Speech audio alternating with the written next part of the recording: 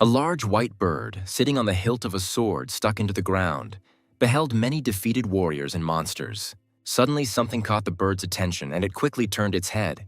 In front of her, she saw a single person standing in the middle of the battlefield. By this time, the swordsman noticed a horde of massive orcs approaching. Over the centuries, countless different disasters have occurred. The blade in the hands of people has survived a huge number of merciless wars.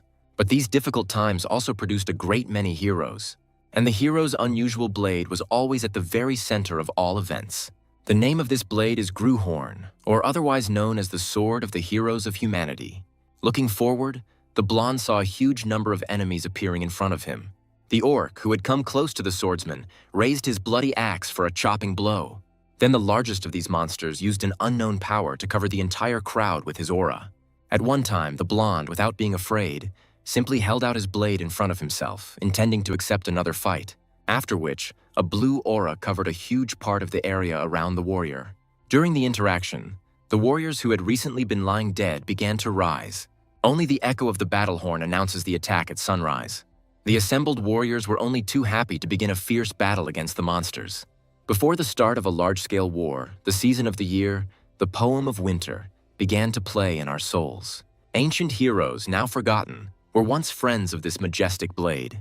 But now Gruhorn, with his own strength, killed every enemy in his path. But besides the fair-haired swordsman, there were other warriors who possessed mighty strength. Warriors who are ready to do anything to achieve victory against bloodthirsty monsters.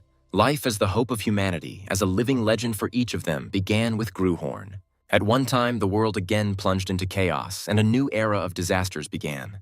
The same thug, approaching the blonde, intended to finish him off. At one time, the blonde also had no intention of giving in to the opponent opposite him. It only took him a moment to split the orc's massive body in two. This swordsman is the main character, who was once the Blade of Heroes.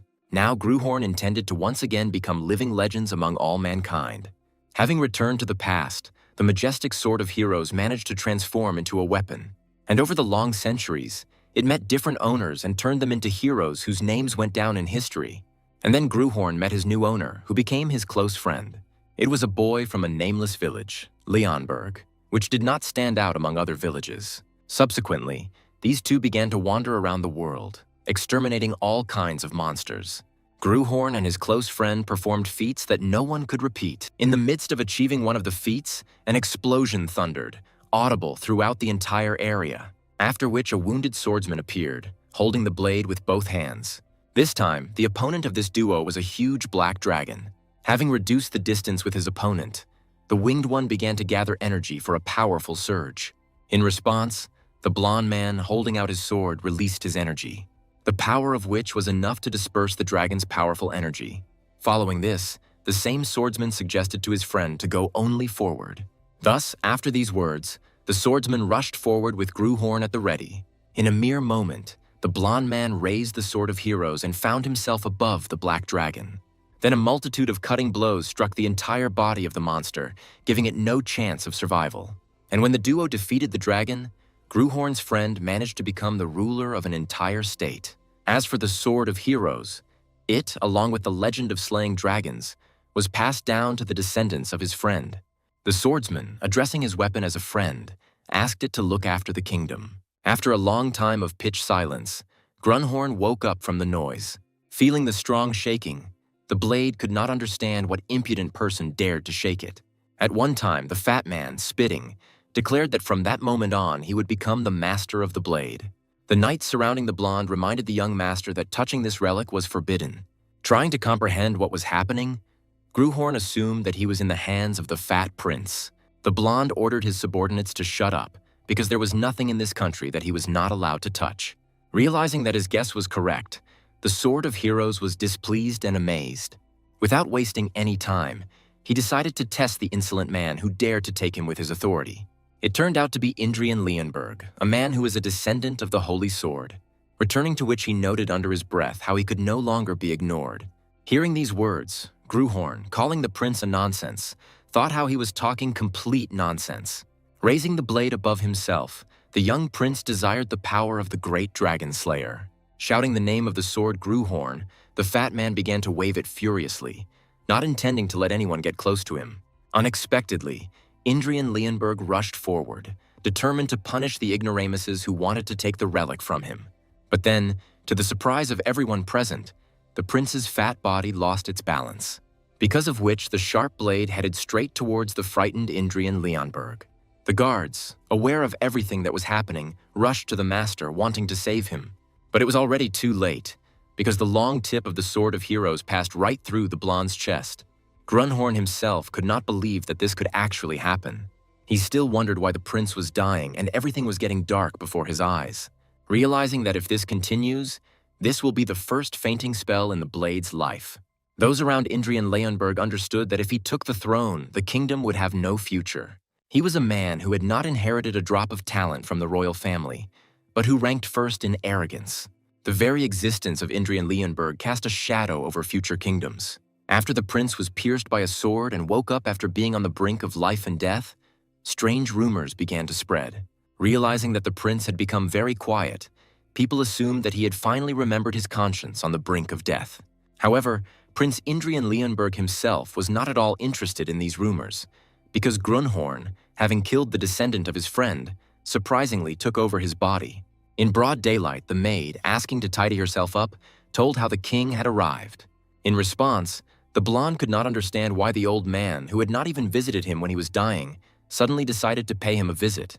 In response to this, the girl, noting the good hearing of the court knights, asked the prince to watch his words. The white-haired man suddenly appeared and shared how he heard that the prince had returned from the other world. Following this, she said that the main character needs to go to the Majesty. Noticing the boy's strange look, the mustachioed man emphasized how inappropriate it was to pretend that the student didn't know him.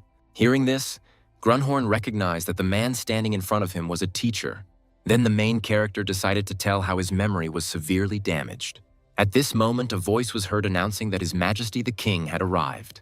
Returning to the main character, he thought about how the pig's father appeared in front of him. When the blonde man looked at the man who had appeared, he shared how he had expected something worse. After all, Grunhorn thought that over time, lion's blood degenerated into pigs. But looking at the king, he began to understand that this was not so.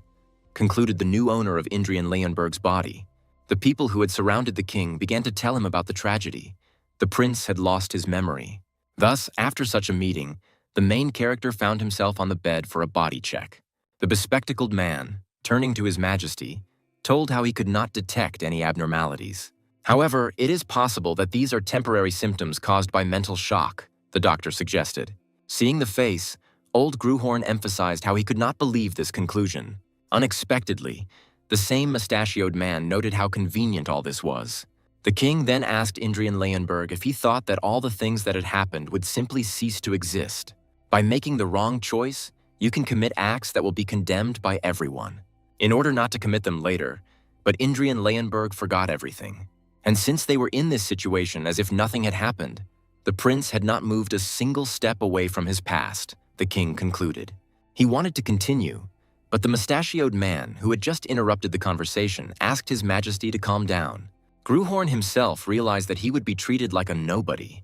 What angered him more was that the previous owner had done a lot of bad things for which he would have to pay.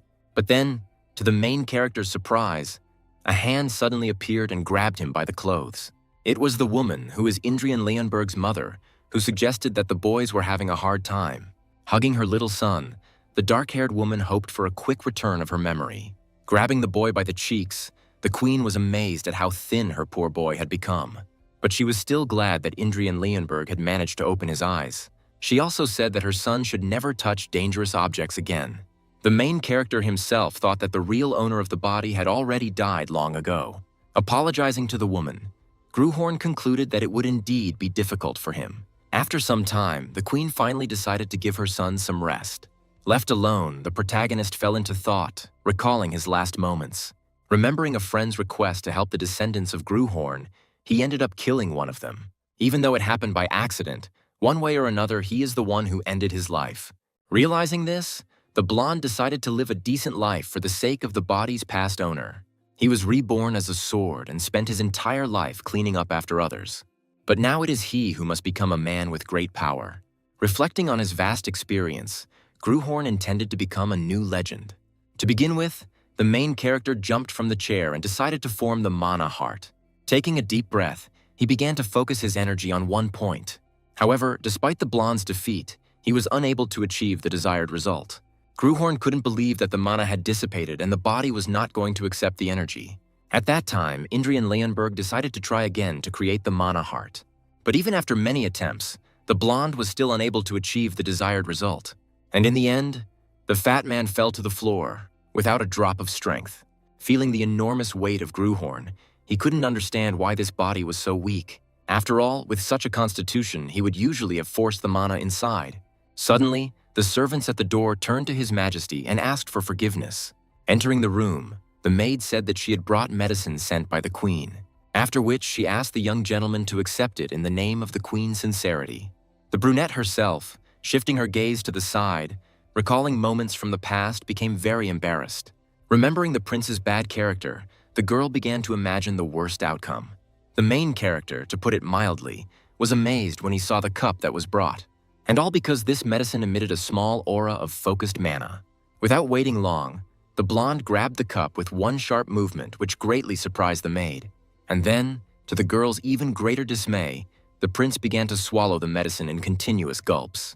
Watching this picture, the brunette was speechless, because she had recently been thinking about another reaction from Indrian Leonberg. Having emptied the cup, the protagonist allowed the maid to go, while he himself intended to try to create the mana heart again. After the servants left, the blonde immediately began to focus his energy on one point. He understood that this amount of mana would not be enough. It would only last for one day. Understanding this, the prince, finding himself in the corridor at the same moment, called out to the maid. Pointing to the cup with the medicine, he asked if there was any more. And after a few days, the protagonist finally managed to collect the desired amount of mana, to finally put an end to the long-term creation of mana heart. Thinking back to his past, Gruhorn noted how he could create a mana heart with his eyes closed.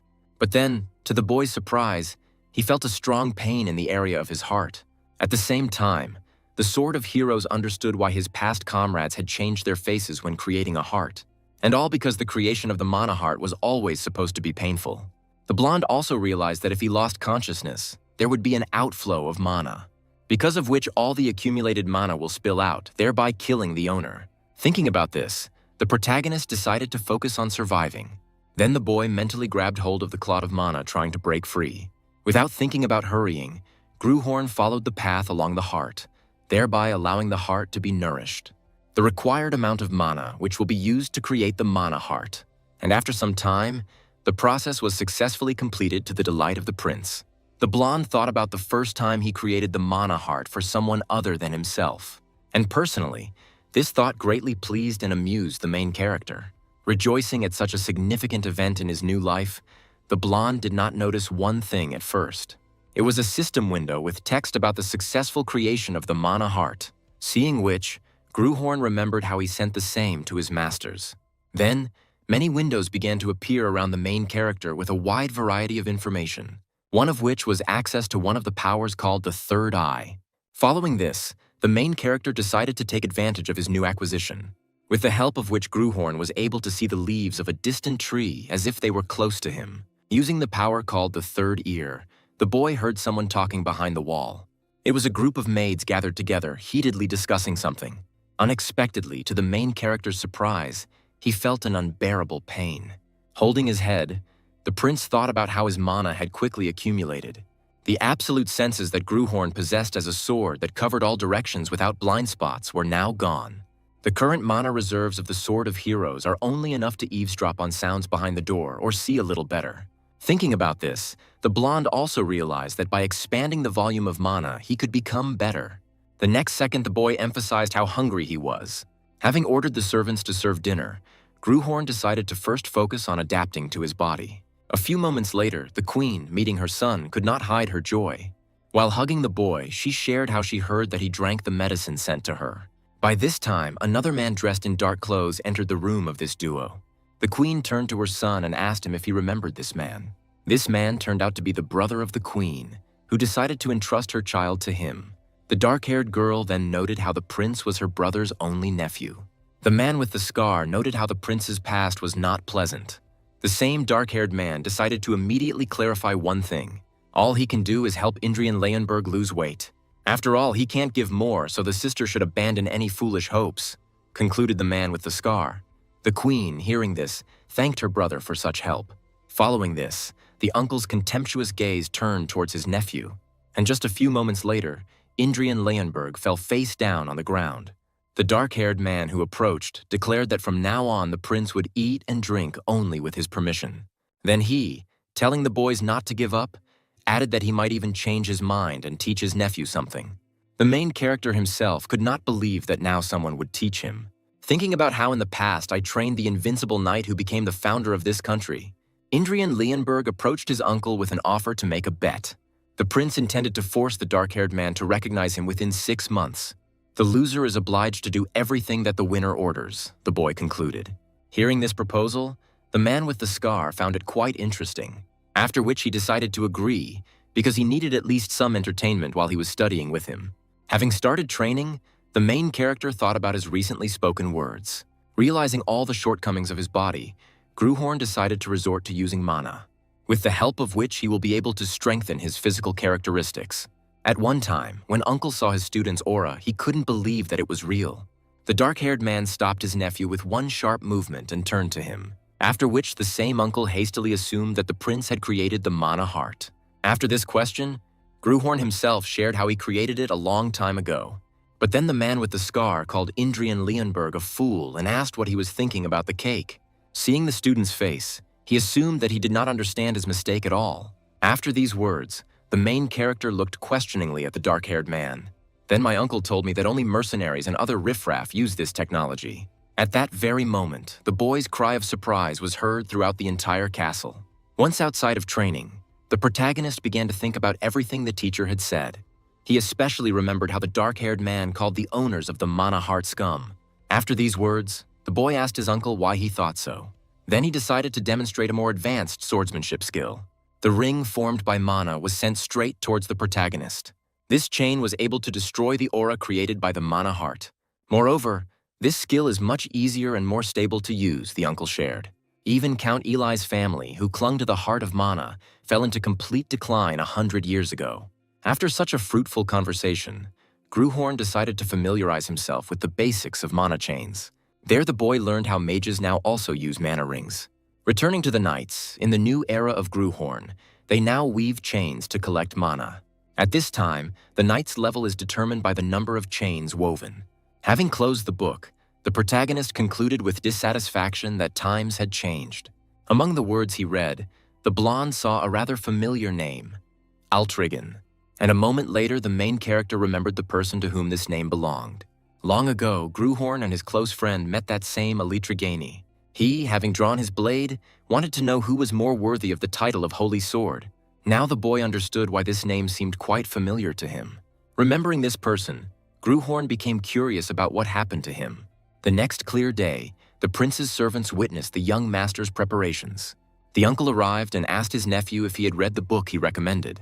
Following this, he speculated on how the boy had realized his mistake in choosing the mana heart. In response, Indrian Leonberg shared how he doesn't feel even the slightest mistake. Sighing heavily, the dark-haired man asked the student whether he didn't want to admit it or simply didn't understand. To which the main character, focusing his mana in his hand, only grinned. After which he emphasized that the difference lies in the class of use of the mana heart. Hearing this, the man with the scar called Indrian Leonberg's words nonsense. He then noted how among the mercenaries there are those who consider themselves heroes. But in the end, all these people soon die without ever having managed to surpass even 2 chains.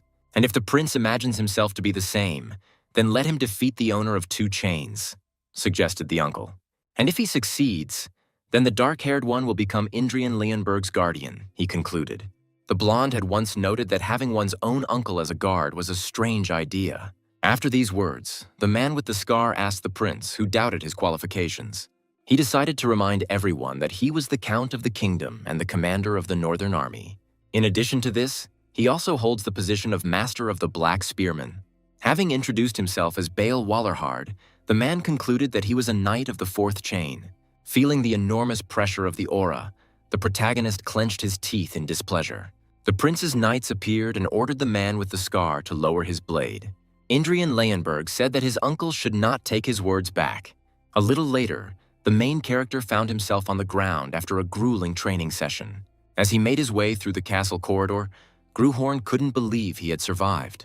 He remembered his uncle's words, how he noted that if his nephew were to defeat even a single chain, it would be nothing but luck. Reflecting on what had happened, the protagonist moved further down the corridor. When the door to the room opened, a male voice was heard from there. It was a physician who was very glad to greet His Majesty. Hearing the prince's question, he said that he had come for healing.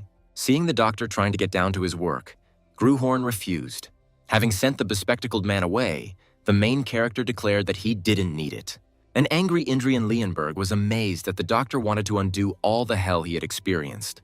The long-haired knight standing behind was amazed by the young master's knowledge. After some time, a boy burst into the main character's room.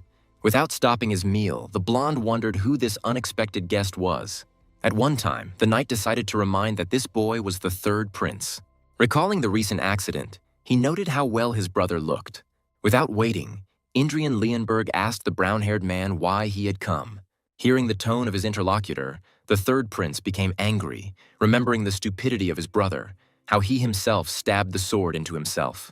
Then the brown-haired man decided to get down to business, sharing that he had received some interesting news. Namely, a bet with his uncle, a duel between Indrian Leonberg and the Knight of the Double Chain. After which, the third prince approached and offered his candidacy for a duel. Finding himself without any extra people in the room, the main character made a displeased face. Thinking about the third prince, Gruhorn couldn't understand why the Leonberg descendants were so strange. The long-haired man standing behind him explained how Jillian, the third prince, was known for his talent in fencing. After all, at his young age, he managed to form 2 chains. The maid suddenly appeared and apologized for interrupting the conversation. Showing a whole stack of letters, the girl said that they were all addressed to the prince. The blonde himself could not understand why so many people remembered Indrian Leonberg. When the main character began to unpack the letters, he became thoughtful. The senders wanted to become partners for a duel against the prince. In fact, all these people wanted to legally beat up the previous owner of the body. Clutching another letter in anger, Gruhorn noted how he was considered an easy target, after which the young master turned to the maid opposite him. The boy ordered that all the names of the senders of these ill-fated letters be written down. The next day, the protagonist's hard training began again. The uncle, looking at the abandoned weapon, ordered his nephew to pick up the sword. He decided to teach the prince the basics of fencing so that their bet would remain valid. After all, he doesn't want to hear the blonde whine that he lost because he didn't know the basics. When the main character raised his weapon, he felt a piercing pain in his muscles. The uncle who approached asked Indrian Leonberg if he had been cured by magic.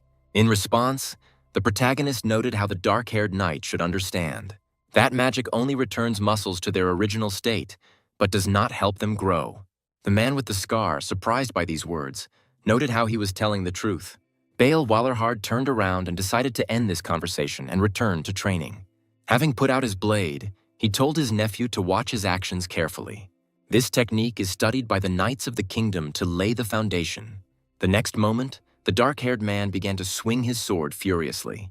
And after a couple more seconds, the man with the scar stopped abruptly. Thus, a circle of air was created around Bale Valorhard, raising dust. The main character, observing this, was, to put it mildly, amazed by what he saw. Then the boy recalled how his uncle said that knights of this style build their foundation on this. To which the dark-haired man noted how even with this his nephew might not be able to cope. But then the man with the scar heard laughter coming from the student. The main character, not hiding his laughter, thought about how no matter how much time had passed, the great swordsmanship that slew the dragon is now considered a mere training technique, which made Gruhorn laugh a lot, as he had personally seen this technique defeat a powerful creature. Afterwards, the teacher decided to teach the prince something else, but he surprisingly refused. And all because Gruhorn does not want to study other styles besides his own. I consider the current Dragon Slayer style to be a normal training technique. As sad as it is still natural, thought the main character. And the technique demonstrated by Bale Valahard does not have the will to kill dragons. Those who have abandoned the mana heart and forgotten how to infuse their will into the blade are simply unable to discern the true value of the Dragon Slayer. The unexpected appearance of his uncle's blade stopped the blonde's thoughts.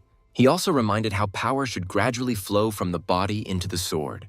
By hitting the protagonist in the stomach, Bale Valhard reminded him how strength should be throughout the entire body. Having hit the legs, he added that everything listed above depends on the stance. Ultimately, he concluded that to wield a sword, one must distribute force correctly throughout the body. Having risen, Gruhorn understood that with such a body he would not be able to repeat even a pathetic imitation of the Dragon Slayer. But he wants to prove that this style is not trash that can be thrown away like worn-out pieces of paper. Thus, a whole month of training passed, due to which a system window appeared and a change in physique was obtained. The trait morbid obesity has changed to regular obesity. Thanks to this change, the metabolism accelerated, and repeated training helped the body get used to it a little. Reading through all the system windows, the boy noted how he was swinging his sword much more naturally than a month ago. Today's swing was much better than yesterday's. This flawless feeling greatly pleased Gruhorn. In his joy, the boy didn't notice how his blade was broken in two, and a moment later he felt a pouring rain on himself. Indrian Leonberg's training was so intense that he didn't notice the bleeding. Large drops of blood fell down directly into the puddle, coloring it red.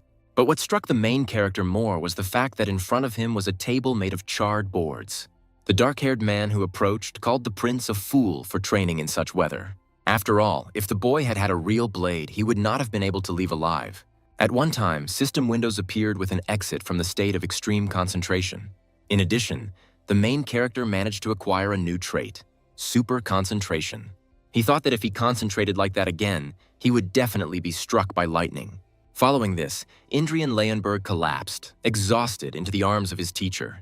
The same one, looking at his nephew's face, called him a stupid boy. After some time, the main character woke up in his bed. Gruhorn stood up and realized that he had lost consciousness after the training. He realized his mistake, as he did not take into account the limits of his new body. Being a sword, he achieved everything that could be achieved, such as a nameless war hero, a master of the sword, a king of mercenaries and the founder of a kingdom. Gruhorn led wars to victory, elevated the status of his flesh and soul, and guided heroes along the right path. The Sword of Heroes was a wise advisor and an outstanding teacher to his comrades. However, he was a being who always remained only an outside observer. That is why he swung his sword until he reached his current state, intoxicated by the feeling that the sweat, the effort, and all the fruits were completely his. It's been a whole month since Gruhorn created the Mana Heart. Since he had accumulated a lot of mana during this time, he would soon be able to move on to the next stage. Having begun to refine the Mana Heart, it was expanded. Now the main character's body has become capable of withstanding a slightly larger volume. In addition, the prince managed to gain additional growth in his physical abilities. Seeing all the system windows in front of him, the blonde was only happy. Noticing a blade nearby, the boy decided to test the powers he had acquired. When Indrian Leonberg took up the blade, a system window appeared with the rank of Sword Apprentice. Looking at his reflection, Gruhorn emphasized how he could now use the basic level of aura. Finding himself at another training session, Uncle noted how rumors had spread throughout the kingdom. Rumors about the prince's bet even gave the dark-haired man a headache. Then he asked his nephew whether it wouldn't be easier for him to quickly find an opponent. The main character himself, remembering one person, shared how he had already found an opponent for himself. With this thought in mind, the blonde asked, "How about warming up with a single chain?" Turning to Carl, the boy asked about his request. The long-haired man remembered her and told the young gentleman that all those who wanted to were on the list. However, the knight was curious whether the prince was really going to conduct training fights with these people. And all because most of these people harbored a grudge against the boy. Listening to his subordinate, Indrian Leonberg said that he knew everything. But for this to happen, his uncle must become the judge of his training fights. Seeing the dark-haired man's displeased face, the prince added that he only needed to make sure that no one died. And a few days later, the first day of training duels arrived. The first candidate was amazed to see the fat bastard's palace. This man's name is Taylor Tailheim, the second son of an ordinary baronial family.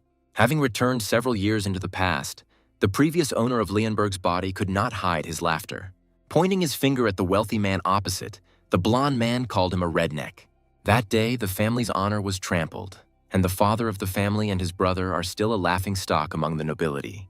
Today, the red-haired man intended to make the fat man pay dearly for that day. Finding himself before the princes, Taylor Tailheim greeted his majesty. "Prepare for battle." The red-haired man introduced himself with his name. Pointing his finger at his opponent, the boy asked Carl if he was really a knight. Hearing these words, Taylor Tailheim thought how true the rumors circulating around Indrian were. Unexpectedly, Bale, sharing his understanding with the red-haired man, asked him to pull himself together. When Taylor Tailheim saw Lord Valorhard in front of him, he could not hide his admiration. After bowing, he shared that it was a great honor to meet him. Observing this, Gruhorn noted how one could think that the prince here was not he, but his uncle. The dark-haired man noted that his nephew should have behaved better in the past. And after some time, the man with the scar asked the two to get ready. When Taylor Talheim heard about the start of the duel, he immediately began to activate the single chain. The red-haired man rushed forward and told the young master to get ready. Without thinking twice, the knight rose above his enemy to deliver his attack. At one time, the main character noted many unnecessary movements in his opponent, and a moment later, the two blades crossed, producing a metallic ringing sound. Taylor Talheim was shocked to see his opponent holding the mana heart. Then Indrian threw his opponent in the opposite direction. Once at a distance, the red-haired man noted how the mana heart should not block the mana chain. At the time, the main character replied that he was only ticklish. At that moment, Taylor Talheim became very wary because he heard a strange sound from the enemy. The knights watching the duel immediately realized that it was the humming of a sword. Uncle also understood that this was not just a hum, but the resonance of the sword. Following this, the red-haired man rushed towards his enemy, intending to finish him off. A few seconds later, the blades of the two clashed again in competition. But again, the same two were separated by several meters. Gruhorn thought about how the mana from chains or mana rings was incompatible with the mana heart. Holding onto his energy heart, the boy understood how the mana rollback could happen at any moment. Then the prince turned to the angry second son of Baron Talheim. Pointing a blade at him, the protagonist stated that he needed to cool down a bit. At the same time, Indrian closed his eyes and decided to concentrate on the sensations. Once in his consciousness, the boy felt like he was in a bottomless lake, be it demonic or holy or countless other names of the sword. This is a part of Gruhorn's soul. At that moment, the mana heart took on a colossal will. The colorless mana heart began to take on color. Thus, the Dragon Slayer's seated will began to awaken. The sword's memory of recent battles and the essence of the heart created to slay dragons were combined. When the main character opened his eyes, they were painted scarlet. Behind was the embodiment of a majestic creature of the same color. What the prince's opponent saw before him was indescribable in words. Looking at the terrifying incarnation of Taylor, Talheim wanted to understand what was going on. At one time, the referee of this fight ordered his nephew to stop. But Gruhorn, not hearing his uncle's words, rushed towards his opponent with the intention of winning. Returning to the past, the protagonist asked the dark-haired man to fulfill his request. Keep an eye on him so that the prince does not kill his opponent during the duel. Recalling this fragment of memory, Bael Valorhard took up the blade, after which, in an instant, he found himself behind the blonde using the chain. Indrian then found himself under attack from the dark-haired man, who sent him flying. The surrounding guards decided to remind him again how the knight could be punished for such actions. Hearing these words, Gruhorn, leaning on his own sword, ordered his subordinates to stop. He also told how he asked his own uncle to watch the fight. But in the end, after such a strong blow, the young gentleman lost consciousness. When the boy woke up, he thought about how his mana heart could have cracked in this duel. He also noticed how Bael's strength was definitely different from that of a normal single chain wielder. And fortunately, after such a strong blow, everything went without consequences. What pleased the main character most was the thought that he had been able to win the duel. The uncle who entered the room asked his nephew what he was happy about. Then the dark-haired man asked the prince if he understood what he had done. Recalling the strange style of the sword, he also noted how he had never taught his nephew such a thing. In response to this, Gruhorn replied that he was only following the essence of his own blade. Hearing these words, Bael Valorhard began to think about his nephew, after which he concluded that the essence of the boy's sword was the thirst for murder. Realizing that this was how the man with the scar noticed how there was some truth in it. In response, the protagonist asked the man opposite if he wasn't overcome with pride in admitting this. He chuckled and shared that he thought the prince would grumble about the blade's perfection. Then he reminded himself that as a soldier, he walks the path of victory, not righteousness. However, the boy's style is a bit much, Bael stated, which made the boy tense up. He also added that if the thirst for murder clouded his mind, the blonde would cease to distinguish between his own and others. Understanding Uncle Indrian's point of view, he assumed that he had made such a noise during the duel in order to protect the others. In response, the dark-haired man stated that from now on he would watch the student. After 3 days of hard training, the boy tried to remember his opponent's name. Having finished another training session, the prince shared how he managed to remember the red-haired man. He himself reflected on how well this boy had worked in 3 days. Turning to Taylor Talheim, he explained how he understood that the red-haired man wanted to take revenge on him, but he failed. After these words, the main character called the maid and told her to bring the box. By telling how he lost his memory, Gruhorn decided to make amends. Having handed over the box filled with gold and a letter, the prince asked that it be passed on to Baron Talheim. The next second, Indrian turned around sharply and said goodbye. In response to such generosity, the red-haired man thanked the young gentleman. As a result, the scoundrel prince's training duels became the main topic of conversation in the kingdom. People whispered among themselves about how the prince would pay for his antics. However, even after several days, the expected news still did not arrive. All who had the honor of fighting Indrian were grateful to him for the sincere duel. At the time, others, hearing these words, could not believe that it was true. This led the dissatisfied to conclude that the royal family had shut everyone's mouths. The dark-haired man standing behind him noted how his nephew was to blame for it. Turning to his recent training partner, Gruhorn asked him to tell everyone about the results of the duel, after which the main character decided that now the rumors should stop. But the next day, the blonde boy ended up getting bad news from the maid. The girl told how people say that the gentleman threatens to set knights on the duelists, because of which they do not tell the truth. After listening to the servant Indrian, the wooden sword, clutching his anger, decided to simply train. After asking Karl how many enemies were left, the knight told how only one man remained today. In response, the blonde shared how he no longer had enough newcomers for fights, after which the knight assured the master that an opponent who was skilled in wielding a blade awaited him. Someone for whom simply honing the family art is not enough. A talent who joined the order for the sake of training. Upon learning that his next opponent would be a candidate of the Order of the Iron Lions, the boy was delighted. By this time, the very same upcoming opponent found himself on the territory of the prince's palace. The knights immediately began to whisper about the girl with the Iron Lion's coat of arms. This girl was compared to a flower on a cliff, because she was the one who broke the hearts of many men. All the same knights were amazed that such a charming girl came here herself. The most interesting thing for the threads was what Indrian's reaction would be when he lost to the girl. The Order of the Iron Lions, or simply the Iron Lions, is known as one of the finest orders in the kingdom.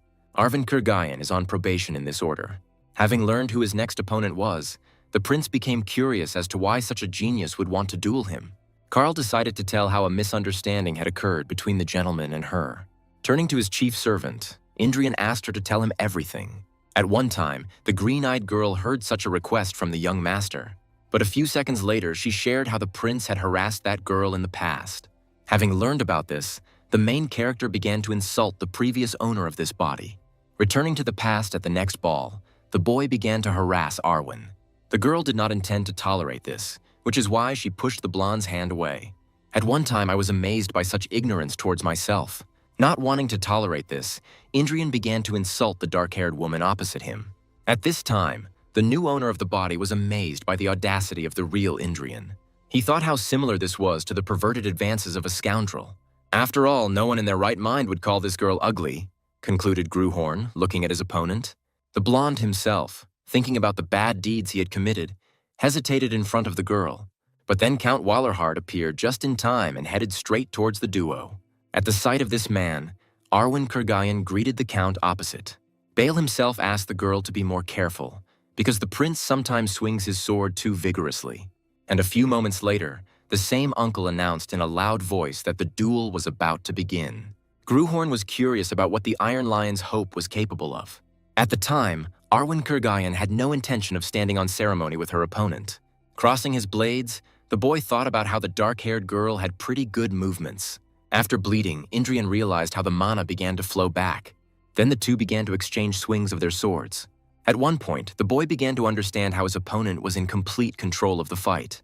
Then he decided to change the course of the battle by taking the initiative in this battle. Thus began the desired activation of the Dragon Slayer's heart.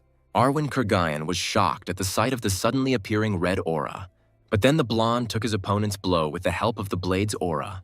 Realizing that the blow had not gone as it should have, the dark-haired girl was even more surprised. Once she was at a distance, she thought about how strange the sword style was. The boy noted how not all owners of a single chain are alike. Suddenly, a system window appeared in front of the boy with the ability to use the court authority. Without thinking twice, the protagonist took advantage of this ability, which allowed him to learn all of his enemy's information, realizing that he can use this limited power on his opponent. This means that Arwin Kurgayan is weaker or equal in strength to the prince. Rushing towards his opponent, Indrian noted how their battle was only just beginning. After some time, the two, engrossed in the battle, did not notice the approaching evening. The dark-haired man stopped the battle and said that it was enough for today and they would continue the duel tomorrow. Wiping away his sweat, the protagonist shared just as he was about to finish. The girl, hearing these words, also spoke about her intentions to put an end to the fight. Thus, the two began to exchange words, suggesting to continue the duel. But Baal Valorhard, who was standing nearby, had no intention of listening to these two. The dark-haired man emphasized how it was already too late to continue the fight. The doctor who arrived in time began to treat His Majesty, rejoicing at the approval. At this time, Gruhorn himself focused his gaze on the girl standing behind him. At one time, Arwin Kurgayan also looked at the main character, thinking about her own. As they approached the upcoming fight, the two had no intention of giving in to each other. 3 days later, the knights discussed among themselves the duration of the duel. The red-haired man said he had heard about the girl's skills, but the first prince's skills were no less impressive. They hoped that this would be the last day of the battle between Indrian and Arwin. At this time, the boy, turning to his rival, wanted to say something. Hearing this, the dark-haired girl, not believing it, assumed that he wanted to apologize. After which, looking coldly at the prince, she said that she would not accept an apology. Hearing this, the protagonist added that this was not the issue at all, and then he remarked that there should be a prize for such a fierce battle. The prize will be the winner's wish coming true, Gruhorn suggested. The girl, hearing this, to put it mildly, was surprised by the blonde's harsh words. The knights gathered behind were also shocked, because a member of the royal family should not throw around such words. The first prince then asked his rival again whether she agreed with these conditions. In response, the girl reminded him that she was only a subject of the Leonberg family. However, she cannot refuse such an interesting offer. Hearing these words, Indrian replied that the girl had spoken very well. Rushing towards each other, they promised not to go back on their words. The next moment, the blades of the two crossed, creating sparks. Using a single chain, Arwin Kurgayan aimed a swing at her opponent. In response, the main character simply accepted the attack with lightning speed and joy on his face. The dark-haired girl thought about how her opponent had moved more slowly yesterday. When she looked at the boy, she felt a murderous aura on herself. After many blows, the protagonist managed to take the initiative. The girl barely dodged and felt the full danger of her enemy. When the two were at a distance, Arwin Kurgayan was tired by this time. The first prince himself, not intending to wait for his opponent, rushed towards him. And in the end, Arwin Kurgayan's blade was broken in two, which meant defeat. The knights watching this spectacle were amazed at the outcome of the battle. As for the dark-haired one, she couldn't believe she lost. Having celebrated his victory, Indrian decided to take advantage of the winner's prize. He desired his rival, which greatly surprised Arwin Kurgayan. The position of royal guard for the infamous prince turned out to be easy for Charles. On the very first day, the long-haired man bowed his head before the young gentleman and introduced himself. Indrian seemed a little arrogant to him, but he didn't throw tantrums over every little thing, although there were rumors to the contrary. On that very day of training, Karl was also present, keeping an eye on the boy. Other knights, noting the heavy rain, suggested stopping the prince for his own safety. Noticing the sudden appearance of the glow, the long-haired man shouted at the young gentleman. But a moment later, lightning flashed across the entire area, striking near Indrian. In fact, contrary to rumors, Karl felt that His Highness would become a great man. But that was earlier, because after the boy's wish, the knight's thoughts about it changed. The others standing nearby were also shocked by Indrian's shameless statement. Returning to Karl, he wondered if he had been mistaken about the prince. As for Arwin Kurgayan, she asked if this was really what the prince wanted. In response, the boy, confirming his words, noted how the girl is now an ordinary knight. Therefore, he wants to unlock the potential of the swordsman and get a good warrior named Arwin Kurgayan. He needs a knight who will follow him despite any obstacles, and not the one who guards him simply by order of the royal family. He needs a man who exclusively serves him, the protagonist concluded. Looking at all the girl's characteristics in the system window, the boy would be glad to get such a person, so the same first prince asked the girl if she wanted to become his knight. Arwin Kurgayan herself always dreamed of this, but no one saw a knight in her. Everyone saw in the girl only refined beauty and not the skills of a knight. That's why the dark-haired one always worked twice as hard as the others. As a result, Arwin Kurgayan, possessing the power she had received, defeated any candidate. And when the girl won one victory after another, everyone still had a different opinion. Because of this, in the end, the girl was never able to achieve what she wanted, to become a knight. But now everything has changed. The first prince himself was able to notice her potential. Following this, the dark-haired girl turned to His Majesty, asking him to promise one thing. She wanted the boy to treat her not as a woman, but as a knight. After all, in that case, she would fulfill the will of the young master, Arwin declared. Without thinking twice, the main character, with joy on his face, promised the man across from him to fulfill this request. And at that very moment, the dark-haired girl, having received the desired words, bowed before the blonde. Then she, using her own name, swore allegiance to Prince Indrian. The knights standing behind were amazed at this turn of events. Gruhorn, not breaking with tradition, as the legitimate heir of Leonberg, knighted the girl. Lowering his blade, the boy ordered his new subordinate, "Be brave, be polite, and, lastly, be devoted to him," the blonde concluded. When the girl returned to her place, a group of people watching the girl discussed the beauty. Remembering the oath they had taken, the punks wanted to somehow annul it. At the same time, rumors began to spread about the love affair between Indrian and Arwin Kurgayan. Having learned about which, the main character, tearing his hair, could not believe that he was considered so bad. Carl, standing nearby, watched the young gentleman's displeasure with surprise. Suddenly, the long-haired man turned to His Majesty standing opposite him. Remembering the final day of the duel between the prince and Arwin Kurgayan, he was interested. Regarding the words about the loyalty of the knight who will follow him, and not the one who guards by order of the crown. Having confirmed his words, the boy noted how if a royal decree came for Charles to leave, he would obey. But if the long-haired one wants, he can also take an oath, Indrian concluded. After these words, the knight asked if he had done so, whether the master would have accepted him. To which the main character, turning away, answered negatively in one word. After all, he doesn't need Carl because he has no interest in developing him. The boy then received a letter informing him that Indrian's house arrest had been lifted. Reading the contents, he became interested in why he was being released a month and a half early. After all, the evil father acted as if he would lock up the first prince forever. Hearing the young gentleman's thoughts out loud, Carl noted how happy he should be about the lifting of house arrest. Then the blonde shared how he didn't care because he had nowhere to go. Suddenly, the maid, having read another letter, let out a surprised squeak. Turning to His Majesty, she told him about the invitation for that. Following this, the little girl handed the letter to the young gentleman opposite. Having opened it, the boy learned about the club for special young lords. Hearing this, the maid said that this was a social gathering in which the prince was a member. Noting the name of the place, the main character called it very strange. In response, the brunette said that she, as an ordinary girl, could not understand the refined tastes of young lords. Understanding what this event was, Indrian declared that he did not need this useless gathering. Then the boy noticed a personal message from Bernardo from the Eli family, who introduced himself as an eternal friend of the prince. Clinging to the name of the family, Gruhorn tried to remember something about it. Then he remembered how his uncle had said that this family had clung to the Monaharts until the very end. And in the end, the blonde shared that he would still go to this place. The main character himself hoped that this family had not yet completely rotted. It's been 4 months since Gruhorn took over the prince's body and began training to lose weight. The tailor, looking at his creation on the young gentleman, could not hide his joy.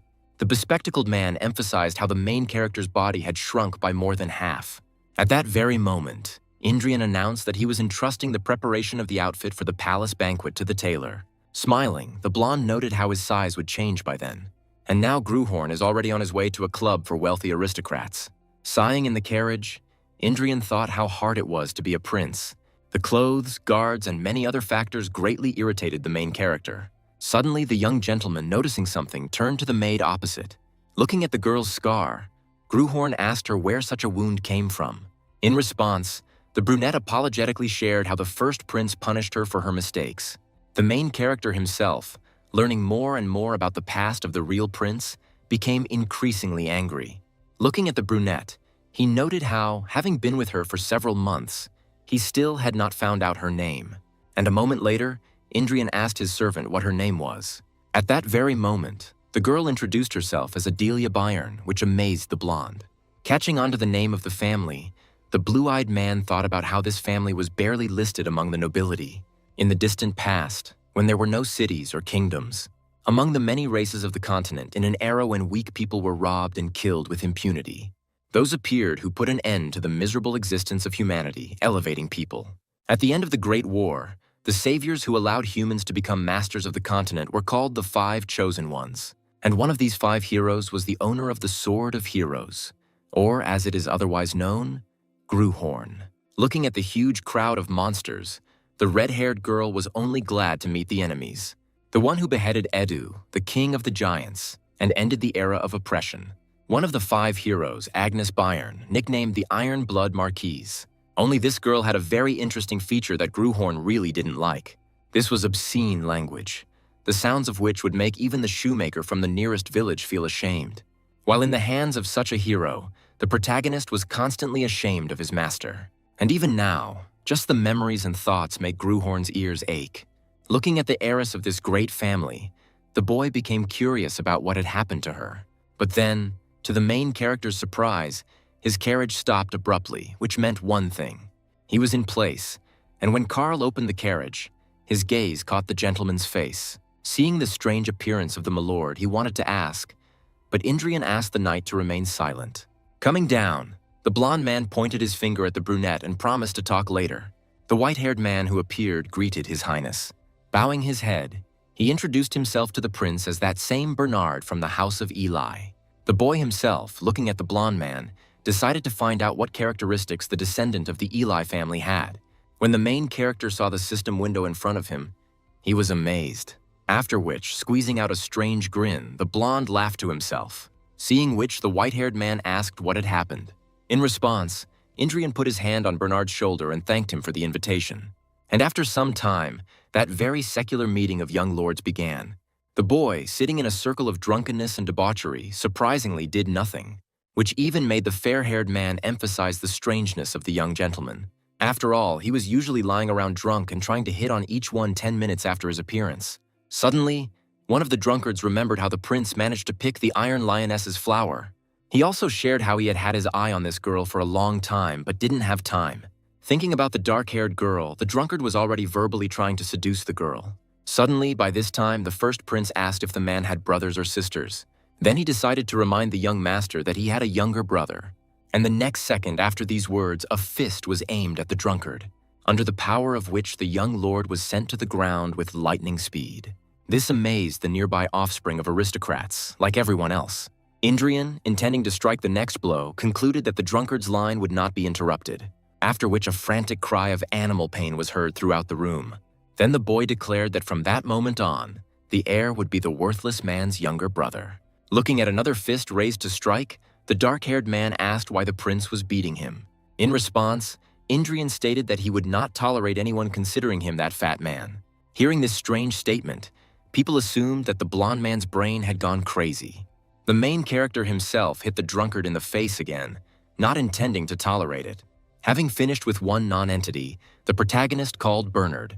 He, with a terrible face, recalled the blond man's words about how fun it should be today. The long-haired man himself could not understand why my lord was behaving strangely. Following this, Indrian ordered the white-haired man to bring the royal knights. Not intending to refuse, Bernard immediately rushed to carry out the order. Following this, Gruhorn, noticing the girls, told them to leave quickly.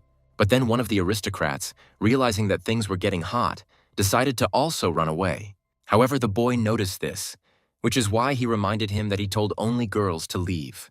But still, the dark-haired one can go if he wants. But first, the prince suggested resolving the issue of gender. Thus, the assembled rabble of young aristocrats fell silent, awaiting further action. At the same time, Indrian noticed how no one present deigned to kneel before the prince. And despite all the other factors, the worst thing is that they dared to insult the blonde knight. Turning to the knights who had arrived, the boy asked what charges could be brought in such a case. In response, one of them said that since the accused had disregarded their status, it was an insult to the crown and the entire family. Hearing these words, the rabble of aristocrats could not believe that this was all real. Carl, however, noted with displeasure how they questioned the authority of the royal family, after which the long-haired man asked the young gentleman to order who to put on their knees. Then the main character, with a grin, ordered everyone to be brought to their knees. And sometime after such a stormy meeting, the prince found himself before his father. He was amazed at how the blonde managed to arrest 14 children of noble families. Turning to the boy, the king asked him if he understood what he had done. He himself thought about how he would have to punish Indrian, since the family of those children had weight in society. Suddenly, the prince spoke up and asked his father if he was afraid of the consequences. He then noted how the children of aristocrats are outcasts from their families or trash that only tarnishes the honor of the family by their existence. Having finished with this, the protagonist told his father to send the letters. In response, the king, not understanding who to send the letters to, decided to inquire. Then Indrian suggested sending letters to the brothers and sisters of the arrested nobodies so that they could settle the fuss themselves. After these words, the king, after remaining silent for some time, allowed his son to go. After some time, the main character, after a fruitful conversation, tried to calm the maid down. Adelia Byrne herself had already begun to apologize to the gentleman without knowing why. Seeing the girl's fear, the boy noted how the previous owner of the body had tortured the girl quite a bit. Even direct descendants know nothing about the Byrne family. Their glorious history has been erased, and the unrivaled art of fencing was lost to this day. The status, respect, pride I had received all disappeared without a trace, but still, Adelia Byrne has unimaginable characteristics in front of the prince. But among these there were also unusual qualities, such as a slavish nature. Having learned all the information about the girl, Gruhorn realized that she did not have a single trait to restrain her thirst for blood. He also wondered whether this personality could be released into the world at all. But in the end, the protagonist, despite the odds, decided to take a risk. Yet there was one trait the prince could use, a trait that would give him great joy in serving his master. Without thinking twice, the blonde turned to Adelia Byrne and asked her to swear allegiance to him. Hearing this, the green-eyed girl, surprised, asked the gentleman what he meant, to which the boy decided to repeat it differently. He asked the girl to become his knight. Falling to her knees, the maid responded by saying that an ordinary girl could not do such a thing. Suddenly, the prince added that he decided to promise to take the girl's family under his guardianship, but in return she must swear allegiance to him, concluded Gruhorn. He himself thought that if the girl could not control herself on her own, then he would personally take care of it. Looking at the young gentleman, Adelia Byrne asked him if he would really take her under his wing. In response, he told the boy that if the maid wanted, all her relatives would be brought to the capital, after which the girl began to swear allegiance to His Highness Indrian Leonberg. The boy was only glad to hear words about dedicating his life to him. When the green-eyed girl finished, the main character called her a good girl, after which he declared that from now on Adelia Byrne would obey his orders unquestioningly. At the same time, a joyful expression was depicted on the girl's face, at the sight of which Gruhorn hoped that he had done the right thing by her. By this time, rumors began to circulate throughout the kingdom about Prince Indrian's renewed atrocities, such as the extortion of a knight's oath and the beating of aristocrats followed by imprisonment. And now His Highness has made a servant who has never held a sword in her hands his personal knight. Thus, the people concluded that the first prince was collecting a personal harem. The main character himself, having learned about the rumors, could not believe that overnight he was again considered a non-entity. The king himself could not contain his displeasure towards his son. The uncle, having learned about the rumors, asked his nephew if he remembered the bet. The brother noted how all the boy's actions were in the spirit of old Indrian. Returning to the protagonist, he wondered why rumors were spreading so quickly. Suddenly, a maid appeared and told His Majesty about the queen's visit. When she found herself in front of her son, she immediately emphasized how he had returned to his former self. But then she unexpectedly added that this was even for the best. After all, when her son finds himself a wife at the parties, he will settle down and stop tormenting himself with stupidity. After which the woman, having given her word, promised to find Indriana a worthy bride. The main character himself, looking at the back of the departing queen, could not understand what was going on. After such a statement from his mother, Gruhorn decided to return to his new knight. Approaching Adelia, the young gentleman told her how she possessed special mana. Concentrating his mana, the blonde thought that even though the world had forgotten about the Iron Blood Marquise, but he still remembers that girl who became famous for her mighty strength. After all, even the traces of her deeds have not disappeared. Humanity has its own independence, and the style of the Marquise's sword is still alive in her descendants to this day. But the most important thing is that her heart continues to beat in her direct descendants. Thus, with the help of the main character, Adelia Byrne felt mana. Gruhorn successfully transferred mana to the girl sitting opposite. And finally, a system window appeared in front of the main character with the successful creation of the mana heart. Having finished the creation, the prince told the maid to train on her own from now on. Suddenly, the young gentleman who had just been standing fell to the floor, which made Adelia worried. The blonde himself thought how he didn't know about such a consequence of creating the pathetic Mana heart. Looking at the rising milord, the girl asked why he was trying so hard for the sake of an insignificant servant. In response, the main character simply told the girl to go because everything was fine with him. Seeing that the maid was not going anywhere, Indrian asked what she was waiting for. Then Adelia Byrne bowed her head and swore allegiance to the young master.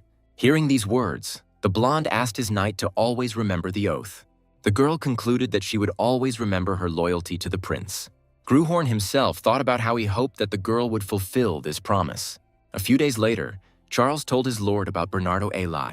They say the royal guard is holding him as a witness to the recent unrest, and it seems that no one is allowed to see him until the loan begins, which the boy thought about after hearing it. After which he asked if he needed to be present at the trial, to which the long-haired man reminded him that the royal family is not put on trial. Hearing about this advantage, the main character noted how pretty nice it was, but he himself liked how the situation was blown out of proportion. Then Indrian turned to the maid and asked how she was. After asking if the Mana heart had been stabilized, the boy received a positive answer. Following this, the main character announced that from today on, Adelia would train with him. Without wasting any time, the prince told the girl to quickly change her clothes and wait for him on the landing. When the main character found himself on the street, a familiar voice asked him what he was doing. Having heard from his nephew about the warm-up, the dark-haired man added that he was interested in another person. He was curious about what the first prince's maid was doing at the moment. In response, the protagonist decided to remind his uncle how he was trying to make a knight out of the girl. Hearing this, Bale asked with displeasure. For the boy, the title of knight was an empty phrase. In response, Indrian asked since when the old man had been sticking his nose into other people's business. By this time, the girl who had arrived told how she had already finished. Having fallen from exhaustion, she added that she had successfully run 10 laps.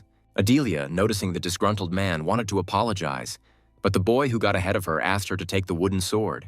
Having presented his blade, the blonde shared how he intended to teach the girl a basic stance today. After showing the starting stance, a split second later, Indrian demonstrated the swing. Having seen all the necessary movements, the girl began to try to get into a standing position. And then, a moment later, the blonde made a perfect swing, at the sight of which the man with the scar could not hide his surprised expression. Even the boy himself was amazed that the maid was able to repeat it the first time. Having finished with the movements, Adelia asked the young gentleman if everything was correct. Gruhorn concluded that if he relaxed, she would outshine him in no time. Remembering the devil, slave nature, the protagonist began to imagine the consequences, which can appear after the girl manages to overtake the owner in strength. Bale, watching the girl, noted the young talent in front of him. Hearing this sincerity, the blonde man, reminding himself of himself, turned to the old man, after which he added that he shouldn't even think about looking at this girl, to which the dark-haired man responded by asking what the boy could teach the child. After all, he himself picked up a real blade a couple of months ago, Bale reminded. Then he looked at his nephew with disdain and declared that he would not be able to reveal the blonde's potential. The main character himself thought that if the previous owner of the body had been in his place, he would have already escaped. But realizing that he was a different Gruhorn, he replied that if he couldn't handle the maid, then no one else could either. Because when he was still the Sword of Heroes, he drank the blood of the King of Giants, tasted the flesh of a dragon and many other powerful monsters. And ultimately, he is the one who helped the heroes rise in power. By this time, a system window appeared with the activation of half of the owner's soul. After which, the first prince, using his aura, once again declared that Adelia belonged to him, and he hates it when someone even mentally touches what belongs to him. Lost in his thoughts, the protagonist felt his sense of reality slipping away. He feels neither strength nor life, only cold and pitch darkness. Looking at his previous body, the blonde realized that at this rate it was a weak body. The demonic soul of Gruhorn will absorb everything accumulated over time. Finding himself between the most different parts of his soul, the protagonist decided to end it. But then Gruhorn found himself in reality, where his uncle noted how one ordinary knight could save the lives of 10 soldiers. As for one outstanding knight, he can save a whole 100. And the girl opposite may have her own power to save a whole 1,000, Bale concluded. Indrian himself, listening to his uncle, thought how curious this was for him. After all, for the commander of the northern borders, Adelia turned out to be a tasty morsel. However, the blonde didn't care, but the dark-haired one was shocked to see such a reaction. Bale tried again to get his point across, but was interrupted by the girl's appeal. She also declared that her body and heart belonged only to His Highness. This means she won't be able to follow the Count's whaler hard, the maid concluded. The boy was only glad that his knight had the slave nature trait.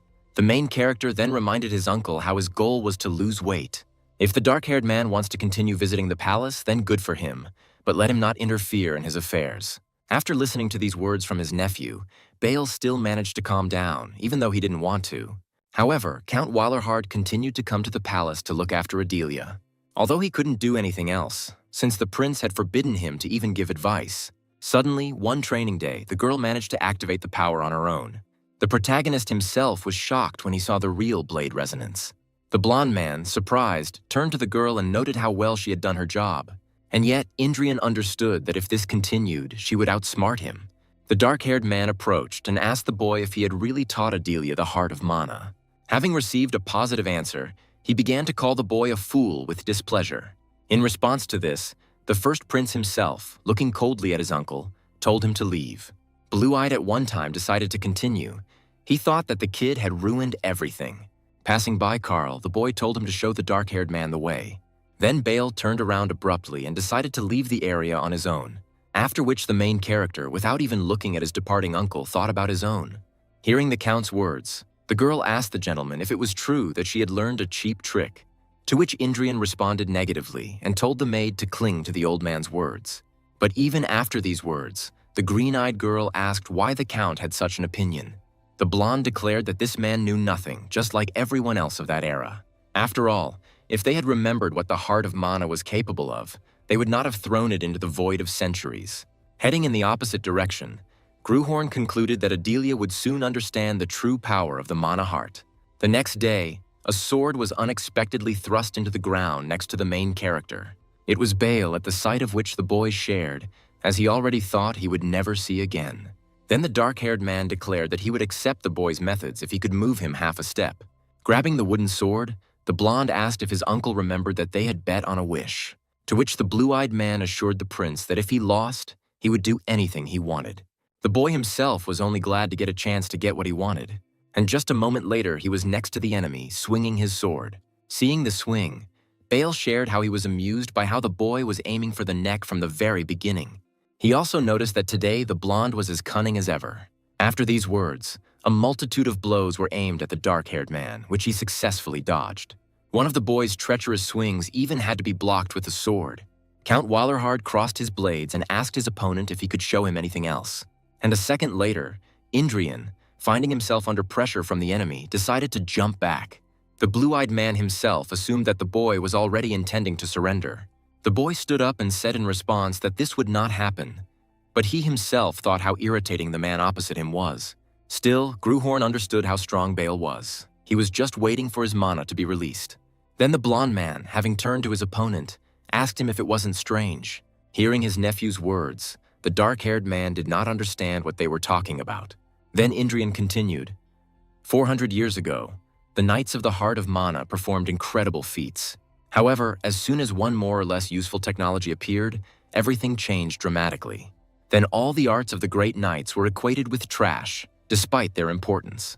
Everyone began to think that the mana chain technique was a much more powerful way to control the flow than the mana heart. After hearing this, Bale asked his opponent if he disagreed.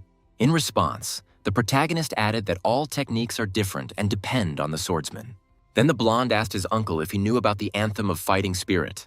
Hearing about it, Count Wallerhard reminded him how to cross swords and not discuss beautiful fairy tales. Smiling, Indrian shared how he expected his uncle to say that. After all, he called the mana heart a crude technique for every non-entity. The dark-haired man asked the boy if he was stalling for time, to which he received a negative answer. Taking a step, the first prince declared that the path taken by a knight becomes an achievement. Closing his eyes, the protagonist began to focus his mana and radiate it throughout his body. Bale, watching this strange picture, tried to understand what the boy wanted to achieve. By this time, a system window appeared with a chant of the 100 victories won over the 20 students dreaming of becoming knights.